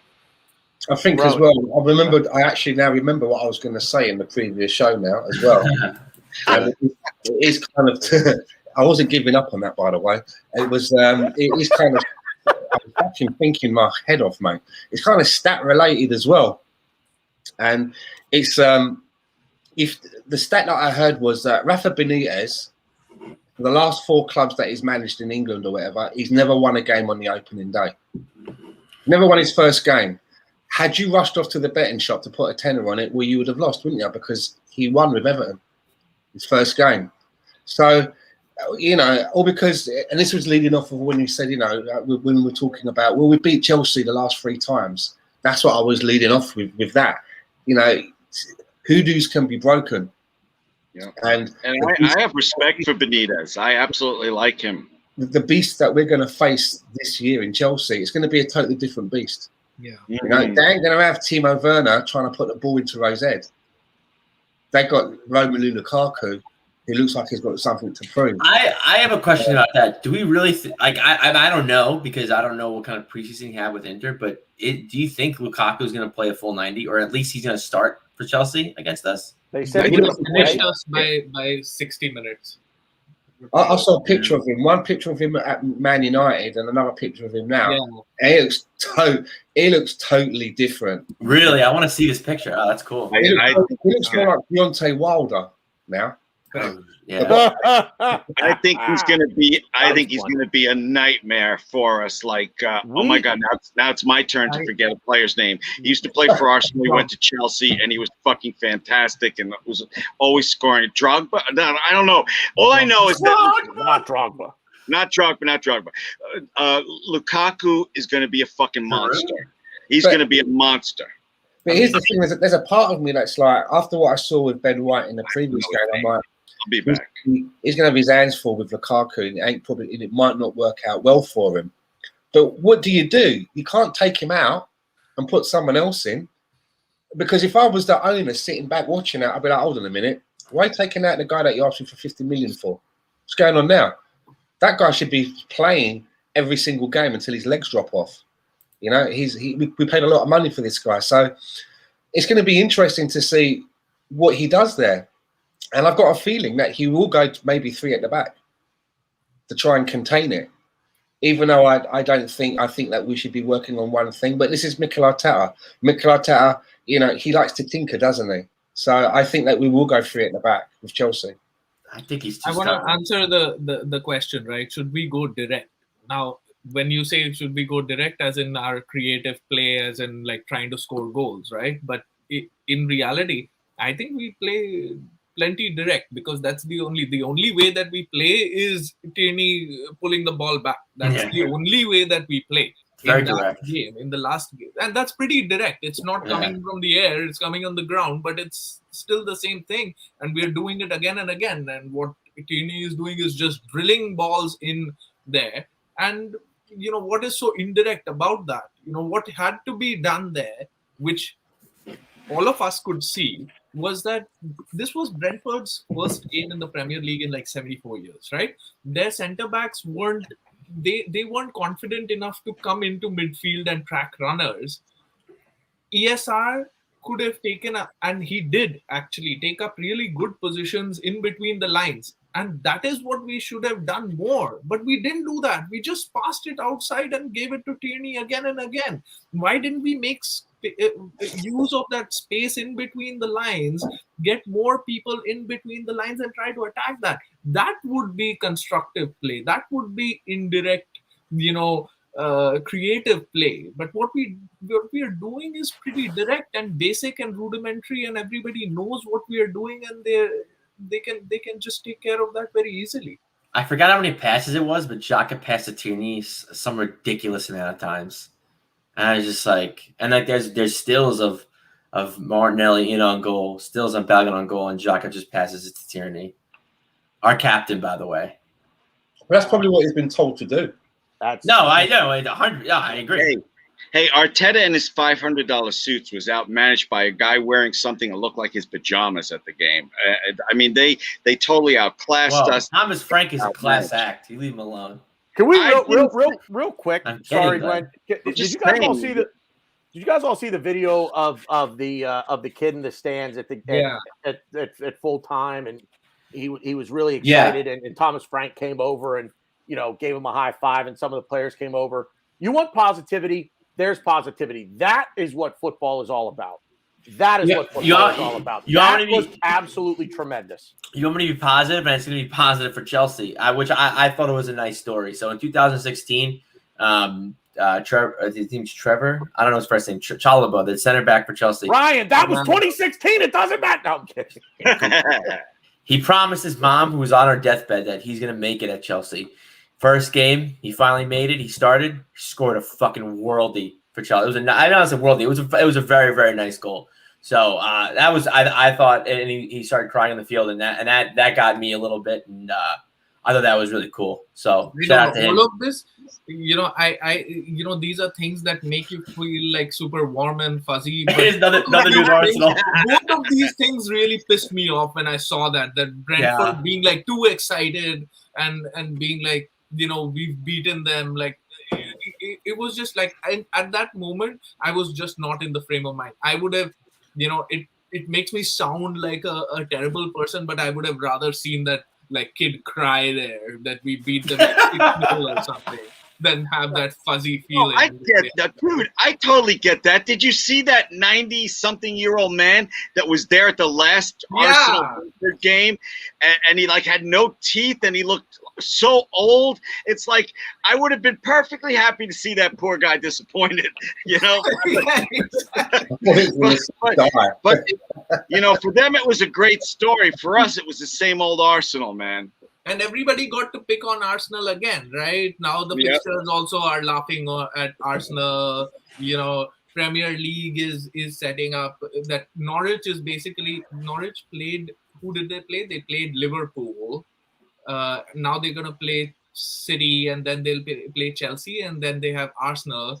And apparently, Premier League had posted that difficult run of fixtures for them, and they posted only the first 3 games. They didn't post the 4th game. Well, yeah, we're not difficult. Like that. I'm not offended. All of this has become a joke. The championship is like, "Hi Arsenal." They're tweeting that. Like, what is this now? And the worst thing is, and this is true. Like some of my friends who are fans of other clubs, Manchester United, Chelsea, etc., they didn't mention a word on our WhatsApp group this time because now everybody feels too bad. They don't even want to make fun of Arsenal anymore. That's the state that we've reached now. That's positive. Someone posted a tweet. I wish I could remember. I wish I saved it. That they went to the store and he saw a guy wearing a Man U jersey and he said something to him, and then the guy said to him, "Who do you support?" And he said Arsenal, and the guy said, "You poor bugger." I just thought it was fantastic because that's what it is, man. It's like, it's not even fun to make fun of us anymore. It's not the hip thing to do anymore because it's low-hanging fruit at this point, isn't it? Mm-hmm, yes. We're making fun. I mean, anyway. And we don't do ourselves any help by getting, with these knee-jerk reactions to everything. Yeah, we're getting to the point where when we're away at Man City, I would not be shocked if they start chanting Arteta, "We want you to stay, we want you to stay," because that's gonna happen. They were shouting at Brentford. They were shouting, "You're just a shit Tottenham." Yep. Oh, I didn't hear that. That's the state. Like, they were singing, "Shit Tottenham Hotspur, you're just a shit Tottenham Hotspur." Wow, that's fun. Yeah. Wow, that's great. That's after the game as well. Ivan Toney tweeted out, "Well, that was a good kick." Yeah, I know. I retweeted that. I was like, "Woof." You know what? I was so hurt by the Brentford game. For the first time ever, I did not watch a single Premier League game this weekend. And when I heard Spurs beat MC, I hate MC more than Spurs because they're owned by an oil country. So I was like, good for Spurs. It's probably the only time I'm going to say it all year. Whoa! But, you better never say that again, or I'm giving you your walking papers. Cowboy. I'm sorry. It's two Bond villains fighting. That just don't go around here, savvy. Nope. Don't care. I don't give a fuck who owns anybody. I want them to lose unless it directly benefits us. But anyway. Anything else positive? Fans back in the stands. Lone Star had brought up, seeing the fans back and a lot of nice, heartwarming stories came out of that. But it was, I mean, look, I'll tell you what, I turned on the NBC pregame coverage on Friday before obviously, the sky fell. But I'll tell you what, just listening to Brentford's fans and just hearing that atmosphere again, and knowing that it's real. And it's not the piped in, god awful crowd noise from FIFA or whatever it was that they were using last year, which was just terrible. Terrible. It was pretty. It was something else. It wasn't our supporters. It wasn't the Emirates, but it was pretty damn cool to hear it, to see it. And look, at the end of the day, man, that's what sports are all about. Let me shit on this as well, right? Like 18 months of our fans not going to the stadium, and they chose to leave the stadium early because that's how badly we played. They couldn't even stay and watch that. Well, I think that if you've travelled all that way to go away, and obviously this is a hangover from last season, and it's not just a one-off thing you're leaving in disgust. I actually think that those fans who travelled away should have stayed to the end, to the very, very death, until they were the last one in there and booed or showed your displeasure in however you show your displeasure vocally, rather than just leave and let them off the hook like that. But I'd like to ask you guys a question, if I may, and I'd like to also ask everybody in the chat box the question. All of this stuff which we've started to read about almost when the game finished about Barcelona. First of all, it was like, Barcelona were interested in taking either one of our strikers if a deal could be done. And then we heard about the links with a swap with Coutinho. And then as I was reading earlier on today, as I understand it, it's Arsenal which have made the approach to Barcelona and said, hey, would you be interested in taking one of these, or perhaps a deal with Coutinho? So my question is, what do you think about that? One, if let's say it was true, as in, there was an offer from Barcelona and they wanted to swap Coutinho, would you want to swap Aubameyang for Coutinho? And two, if it turns out that it is right that we went to Barcelona and we're offering off these players, do you want to take any one of these two? And we would be quite happy to take Coutinho what are your thoughts on Arsenal sort of shopping our players around for somebody like Coutinho? Would that? I'll go first. If true, I agree with you. I would do it. You would what? You would Aubameyang for Coutinho? You'd take Coutinho. Yes, Okay. absolutely. Why? Not for me. I think Coutinho also is on crazy wages. If that were to happen, I'd sell Lacazette, but I don't want any of it. Lacazette has 1 year. If we sign Coutinho, we'll have to sign him for like 4 years. He's 29 years old, going on 30 this year. It's a bad deal for us, and trust Arsenal to do something like that.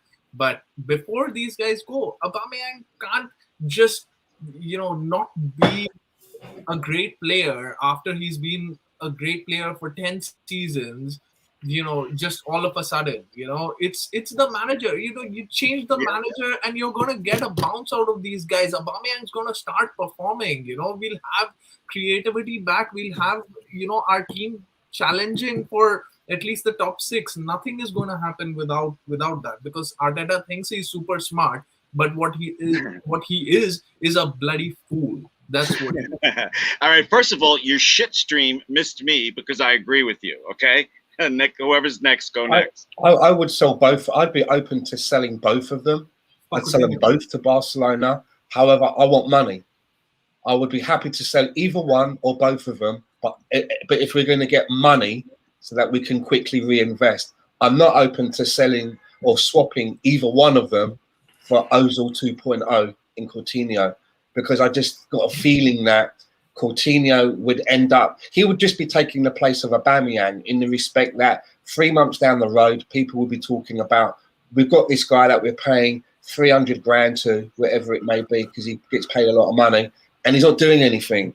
We've had this conversation with Ozil. We're having this conversation with Aubameyang, and I'm really wary that Coutinho would just take up that conversation. We've had it.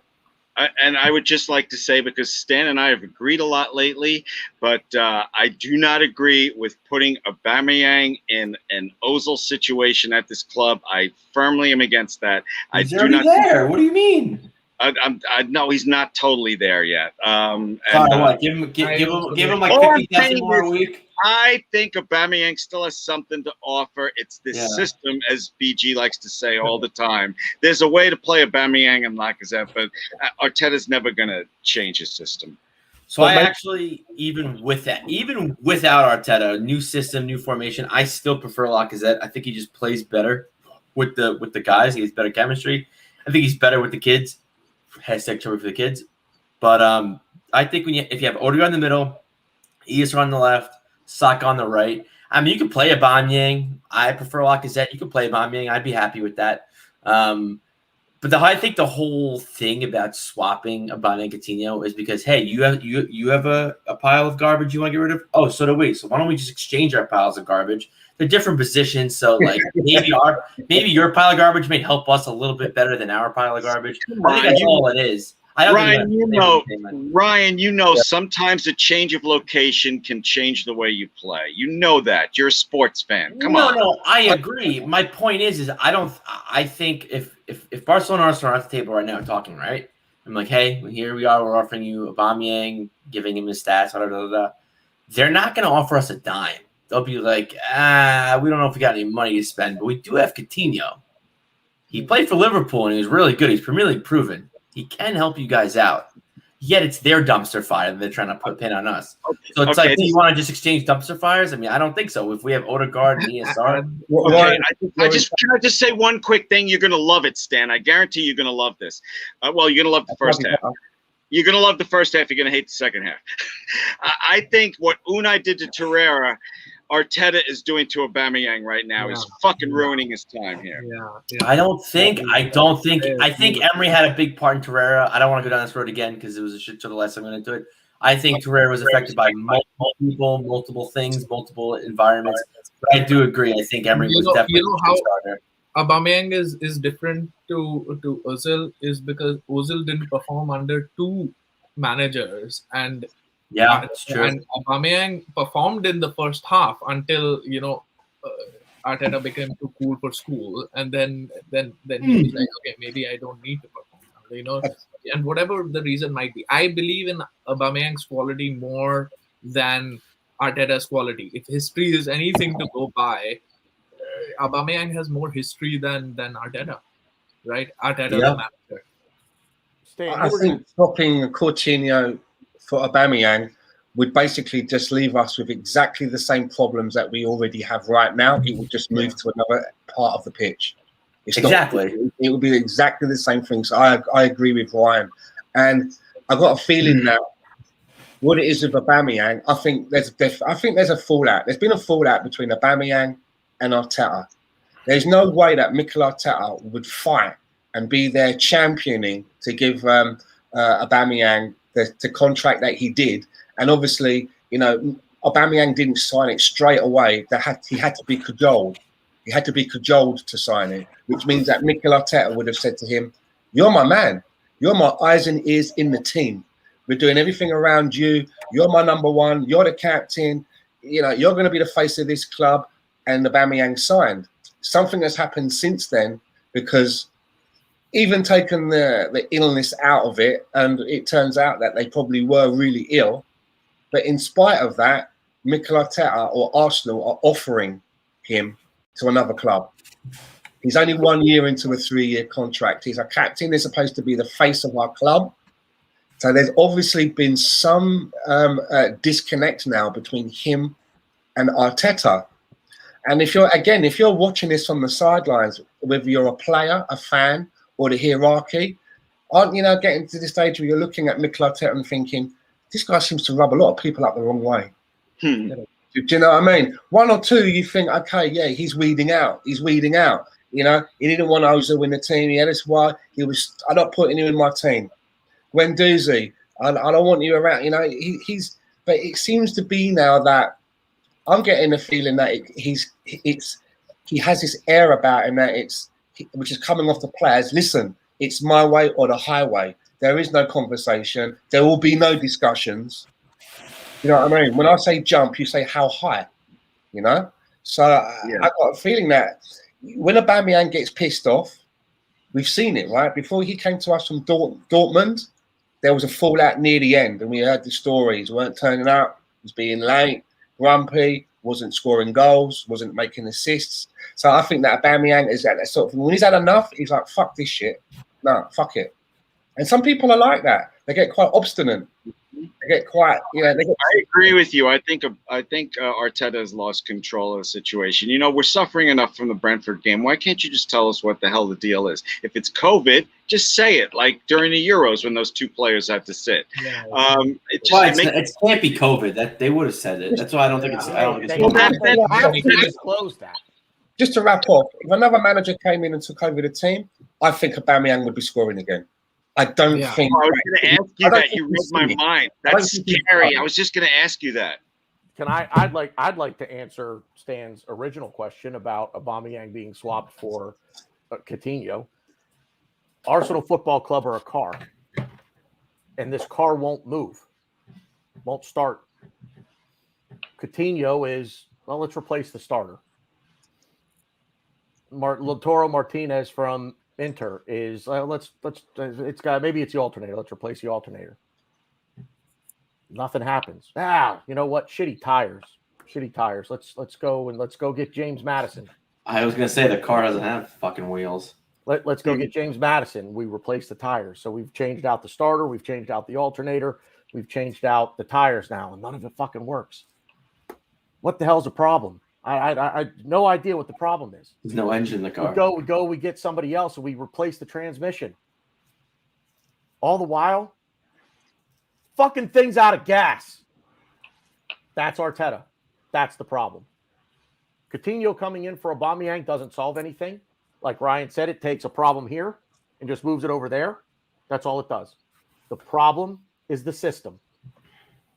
I agree. I think it's more than the system. The problem is the manager itself. It's not the system. The system's horrible. I don't agree with it. I'm agreeing with you, but on that one. But I think it's more than that. It's the fact that he's stubborn. He's not playing to these players' strengths. I think what Ryan is saying here, that it's not the car that is the problem. It's the fucking driver. Yeah. That would have been yes. That was much better than the gas. Why did I think of it? There's nobody in the car to drive it. That's the problem. Why won't this car move? Oh, there's nobody in the car to drive it. That's the problem. Driver ain't passed his test No yet. wonder you got a flat That tire guy, I earlier think- today. Driver hasn't Yeah, passed right. his test. He hasn't passed his test. He's trying to pull out of the parking space and it's jumping, he's stalling, the gears are the guy's got a Ferrari and he can't fucking drive. He ain't got a We are license. very pleased to announce that there is a brand new host of this show because I'm a fucking idiot. Yes, We know. I think we are giving it too much respect by calling it the system. I don't even like there is no system. That's what I'm saying. Well, No, there's- I there's do a think system. I There's do a think there definite is a system. I think when you watch, I think there's a definite system. I think they are definitely doing what it is he's telling them to do. That shitstorm can't be called a system. It's system implies that there is something positive happening and that there is some end to it, but there isn't. This is a really heinous example, but the Nazis had a fucking system in 1930s Germany that wasn't positive. So I know that's a very heinous. Well, you know what? Arteta, it's an objective, right? At least whatever their objective was, as heinous as it was, it achieved the objective. The system. Well, they thought it was positive. They thought it was positive. Yeah. Yes, correct. Yeah, But okay. it achieved their objective. But this one doesn't achieve any objective. The objective is to score goals. We don't score goals. I mean, I jokingly say that that's not Arteta's objective. Arteta's objective is to win the possession. No, going back to your last analogy, BG. Arteta is the minister of propaganda. He's just such a great speaker. He has so many people fooled. Real quick, does it yes or no? Mike, does it matter that Coutinho's a Kia European player? To me, no. If you can play and help this team, I don't give a shit who you're. I mean, considering it does matter. Look, case in point. I mean, granted, if Lionel Messi's agent is Kia, then maybe it doesn't matter. But it's Coutinho, so it definitely matters. I mean, look at Cedric. He was hurt for his whole loan, and he had a 4-year deal. And I think that's all. He was probably sucking Kia's toes after he got that money. I'm not going to argue that much over a subjective question. I will just offer my opinion. I rate Coutinho, and I would like to see him on Arsenal, but I don't believe the stories are true. All right, cool. I like this a little diversity. That's fair. All right, cool, Glenn. Yeah, I guess I guess I'll go with another analogy because the best way I could describe Arteta's tactics would be, I don't know if you guys have you ever seen Pee Wee's movie? I don't think it's called Pee Wee's Big Movie. Adventure? I don't know. Big Adventure. That's it. Yeah, sorry. With Large Marge. Oh, I love Large Marge. Anyways, it reminds me of your wife, Glenn. Anyways, so in the beginning of the movie when it starts, there's this huge contraption that goes off, and you're just watching it, like things are moving around. You're like, oh, what's going on? And it like pours him like cereal or something. I feel like that's us, except there's no fucking bowl. There's no bowl to catch the cereal and the milk. It's just fucking everywhere. You're like, what the fuck's what's going on here? I don't understand. But like I was saying before, and I think I said this again, but I'm gonna say it again anyway because I'm so annoyed that it took me this long to be in this situation. But it is a system. The system blows, but like it's him though. It's not him. Like if you bring another manager with this system, I think we would still be better. It's him. It's his stubbornness. He doesn't want to adapt.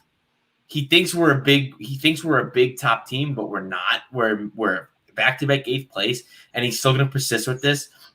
And people go, oh, the player recruitment's terrible. I don't necessarily agree with that. I think Save Lukonga is going to be a great addition to the team. I think Ben White, give him time. I think he's going to be a great addition to the team. We've made a lot of good signings, setting us up for the future. I just think they're being led astray. They're being led the wrong way, and I think it sucks because I guess the problems of the bunch. People say you could say Jacques I don't think Jacques is a problem, but definitely extending him was a bad move. The Aubameyangs, the Lacazettes, they're all gonna, and I think someone actually just said it. Yeah, Coleman, they're all gonna outlast Arteta. So it's getting to the point now where I'm nervous to see who takes over and how this is all going to get handled. I'm laughing at Lone Star, not at you, Ryan. And I'm also laughing at you thinking my wife is large marched. If I look at my wife and start laughing, I'm going to say it's something Ryan said. But yeah, I don't know what we're talking about. But go ahead, guys. Whatever you were talking about. Well, Rowan, just real quick, back to Mike's question. Does it matter that Kia is Coutinho's agent to you? I just don't want he could have no agent, or he could have anyone as the agent. It doesn't matter. If he can help the team, if a player can help the team, I don't give a shit who represents him. Stan, any thoughts on that? What was the question? Sorry. Does it matter to you if Coutinho were to come in? Does it matter to you that Kia Jorbchian, or however you say his name, is Coutinho's agent? Does Coutinho's agent matter to you? Yeah, because it means that somewhere in the deal and in the fine print, we're getting like pulled over a barrel somewhere along the lines. It means that somewhere out of that transfer fee, he's trousering quite a lot of that money himself. I just don't think we should be going anywhere near a Coutinho.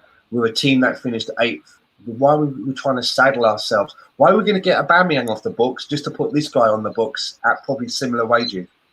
Yeah. Just stick with Aubameyang then. All right, so we're going to go into final thoughts here, but I think we're all in as Glenn said to me on Friday, I'm in a dark place. I think we're all in our own proverbial dark place with this football club right now. So, Rowan, I'll start with you. How do you fix it? Change the manager. That's how we fix it. But we're not going to do that. So it's going to be long and painful. We want to pull our tooth out without anesthesia or something, and that's how it feels. We all know how it's going to end. And we see, in all honesty, I have just been negative, and I do understand that. And it's not that I want Arteta to perform badly just to prove a point. I would love for him to go on a run to get us to the Champions League spots, etc. But I don't think Arteta himself is confident anymore. And that last comment that you had there, which is, he was asked, where do you think you should finish? And he's like, we just need consistency, right? Like, that's what he said. Very ambiguous statement. Like, when he had come in, he was so bullish, and he was like, we're going to win the Champions League in 3 years. And now is just, we want to maintain consistency. So he's sort of lost faith in himself, but he doesn't want to show that. And that's why he doubles down on his BS that he carries on week in, week out. And that's what we're going to see until he leaves. So, that's... Yeah, I agree. Arteta's trying to lower expectations, and that's a little bit scary. Mike, yes, I think I agree with Rohan. The biggest problem on this team is the manager right now. So, final word, Glenn, from you. How do you fix it? I thought that was my final word. How do I fix it? We can put a Band-Aid on it with Awa and Odegaard, and despite Arteta, we can compete for top 6 with those two, in my opinion. So I'll end on a positive note. Ryan? So I'm just full of analogies today, full of like movie references. So you guys ever seen Little Nicky? Well, yeah. I mean, even if you haven't, the scene with Hitler dressed as a maid and getting pineapples shoved up his ass. I think if we do that, and like maybe that'll bring Conte to Arsenal. I don't know. Conte's probably into some. Yeah, everyone goes, turns the camera off. Yeah, it's weird, but I don't know. I would do. I'm laughing at Mike. Mike, stop doing that while Ryan's talking. No, I think we need to get Conte here now. I wanted Conte before even Emery. I'm a big fan of Conte. I don't know. I just think that he needs to go. We need to change the scenery. At this point, I don't even care about our system. I just think we just need someone who's not stubborn, who can adapt with the players, who could make changes on the run, who could adapt to who we're playing. Because we're not a good enough team to be playing our own. Brentford does it, But Brentford's going to get found out, and Brentford's going to lose games. They're not going to. They may have a good season. They may pull the leads because I think they have good players, and the way they play is high risk, high reward. But yeah, I just think that we need to just figure out what we can do game by game. It's not a oh, let's do this for this season. No, it's we need to play game by game, and I feel like Arteta just has his. Because I've been saying, I think Arteta is a project. I think he's just like, you know what? This is what I'm doing. If it gets me near relegation zone, I don't give a fuck. I'm going to outlast all these players. Well, Emery tried that with Ozil. Nah, didn't work. So yeah, I mean, do that and just strip Jacques of the captaincy and get him out of here. But yeah, no, I guess that's a different story for a different day. And how do we fix this? How do you fix it? I think the only way that you fix this is that a bid by Daniel Ek is accepted. He takes over the club, and with that comes in new management as well. So everything has a clean sweep. Hopefully, there's a new director of football. All of those kind of positions are filled, and we start again. And quickly along Cylinder, I get it. That's why I want Hitler getting pineapple shoved up his ass in a maid outfit. Because I feel like the only way Conte's going to come here if we could somehow manage to resurrect Hitler and pull that shit off. Because I don't think. I guess that was my point of the whole analogy. I don't see Conte even sniffing Arsenal. There's just no way. He's not a yes man. That's why he got kicked out. That's why he left Chelsea, and that's why That's why he left. Well, Inter kind of wanted to downsize, but I do believe that there was some upper management stuff where he wanted Bunny, he wanted this, and they couldn't give it to him because of the market. So Conte and Arsenal couldn't be a worse fit. I still want him though. He'd be a great manager for us, I guess, as a team. Well, for me, it starts at the ownership level. These guys have to learn what it is what it is that they own. And they have. Sorry, large March. Glenn, do you need to bow out at this point? Because we are wrapping up. All right, buddy. Thanks for being on. We appreciate it as always. Bye-bye. Beat me up. Oh my God, I'm not good. I'm going to look at my wife and laugh. It starts at the top, and I put this out the other day. I asked on Twitter, what is Josh Kroenke's vision for this club? And that's where we're at. We are a club without, forget an identity. We don't even have a vision. And I think the vision has to come before the identity. And we have neither right now. And I don't know how to fix that because the ownership is not smart enough to the people they're hiring have no vision. The people they're hiring are just coming in and going through the motions. And they're putting square pegs in round holes. They're trying to, they're trying to fix a car they're trying to get a car to run with no driver in it by putting more gas in it, changing the tire, like I said earlier. But as Stan very eloquently corrected me, it's the car with no driver, but that's what we are. We're a car with no driver. I would even go as far to say it's a car with we have a driver. He just got his permit though. He cheated and got his permit. Well, SJ, just real quick, and I don't want to drag this on because I do want to sign off here, but and first, this is bad karma, man. So touch wood, say a prayer, something. But if Kroenke died, most of the problems would be solved. No, we have Josh. Yeah, we have Josh. You got Josh. We have Josh. We have Josh now. Josh is basically owning the club at this point. But yeah, there needs to be like a horrific accident, like in an aircraft, that takes them all out in one sort of swoop. And I don't want to sound morbid or anything. I'm just answering the question. I'm not saying I wish this, but bad karma, man. Bad karma. They'd all have to be in the same place. Something like that. I can't even say that just because that's how the Leicester City owner passed away. That's just that's terrible. I'm just answering the question. No, I know.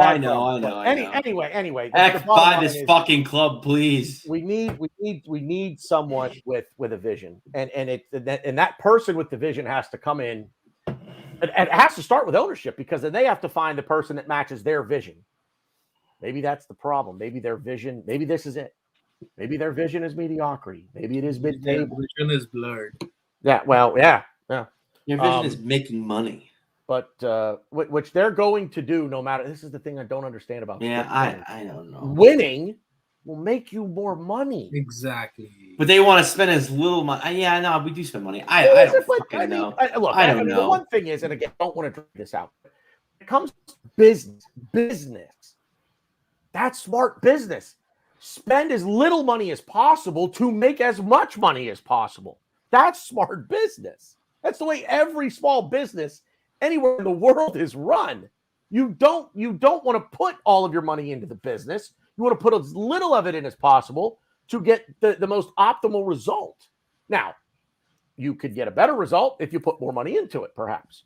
That doesn't necessarily apply to everything in the world. In this instance, in the business of sport, it does. It could be worse, fellas. We could be owned by Bob Nutting, who would literally see this team finish first or second in the league and then gut it for no other reason than he can. He owns the Pittsburgh Pirates, by the way. Gentlemen, thank you. It was a very spirited and lively debate. That's all I got. Stan, take it away with the chat, please, if you would. Yeah, man, we had a lot of people popping in to see us tonight and going all the way back up to the top. Who was first in tonight? First in tonight was Gary. Don't waste the tweet.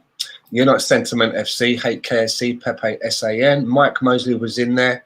Also, Mike Hertz from what's his podcast called again? Not another Arsenal podcast. Not another Arsenal podcast. So if you're not subscribed to Not Another Arsenal podcast, go and give it a look. Psycho Vibes, Lone Star Londoner, as usual, in here every week. SJ, Rudy Sarkar, Iron Matey. There was Lawson Stevenson. Yeah, quite a lot into this week. And listen, do us all a favour because, as you lot probably know, there's not a lot of activity coming out now from the Same Old Arsenal. But if you could all drop a like on your way out of the door, it would help us out. It just takes a couple of seconds, right? So don't freeload, man. Just drop us a like. And on a piggyback off that, look, drop a subscription, guys. We're getting real close to 1,000. This is a big milestone for us to hit 1,000 subscribers. We would really like to get there as soon and as quickly as possible. We're going to try to keep kicking out as much good content for you as it pertains to Arsenal Football Club as possible. So if you are not already subscribed, please do us that favor because it will help us immensely. We would greatly appreciate it. My thanks to Stan, Ryan, Rowan, Glenn, Gary moderating the chat for us as always. My thank you to everybody in the chat box this evening. Thank you everybody who went from Same Old Arsenal over to Media and continued to watch us there. We had a pretty good turnout for that tonight. So thank you very much. We had at 1.78 live viewers tonight. That's amazing. We are climbing the ranks, gentlemen. On to Chelsea, guys. On to Chelsea. Let's hope I'll start just scoring a goal. Let's start with scoring a goal. Hopefully we can nick a point, but even more hopeful than that, maybe we can figure out a way to beat Chelsea the fourth time in a row. You never know. So that's all we got. Thanks for watching. Big shout out as well, Tinfoil Arsenal and Coleman Maloney, two people that I've not seen in here before. So if you are new, thanks for coming by. Thank you, guys. Appreciate it. As always, up the Arsenal. It's been good footy talk, guys. We'll see you out there. Bye, Tony. One team. Bye, Tony.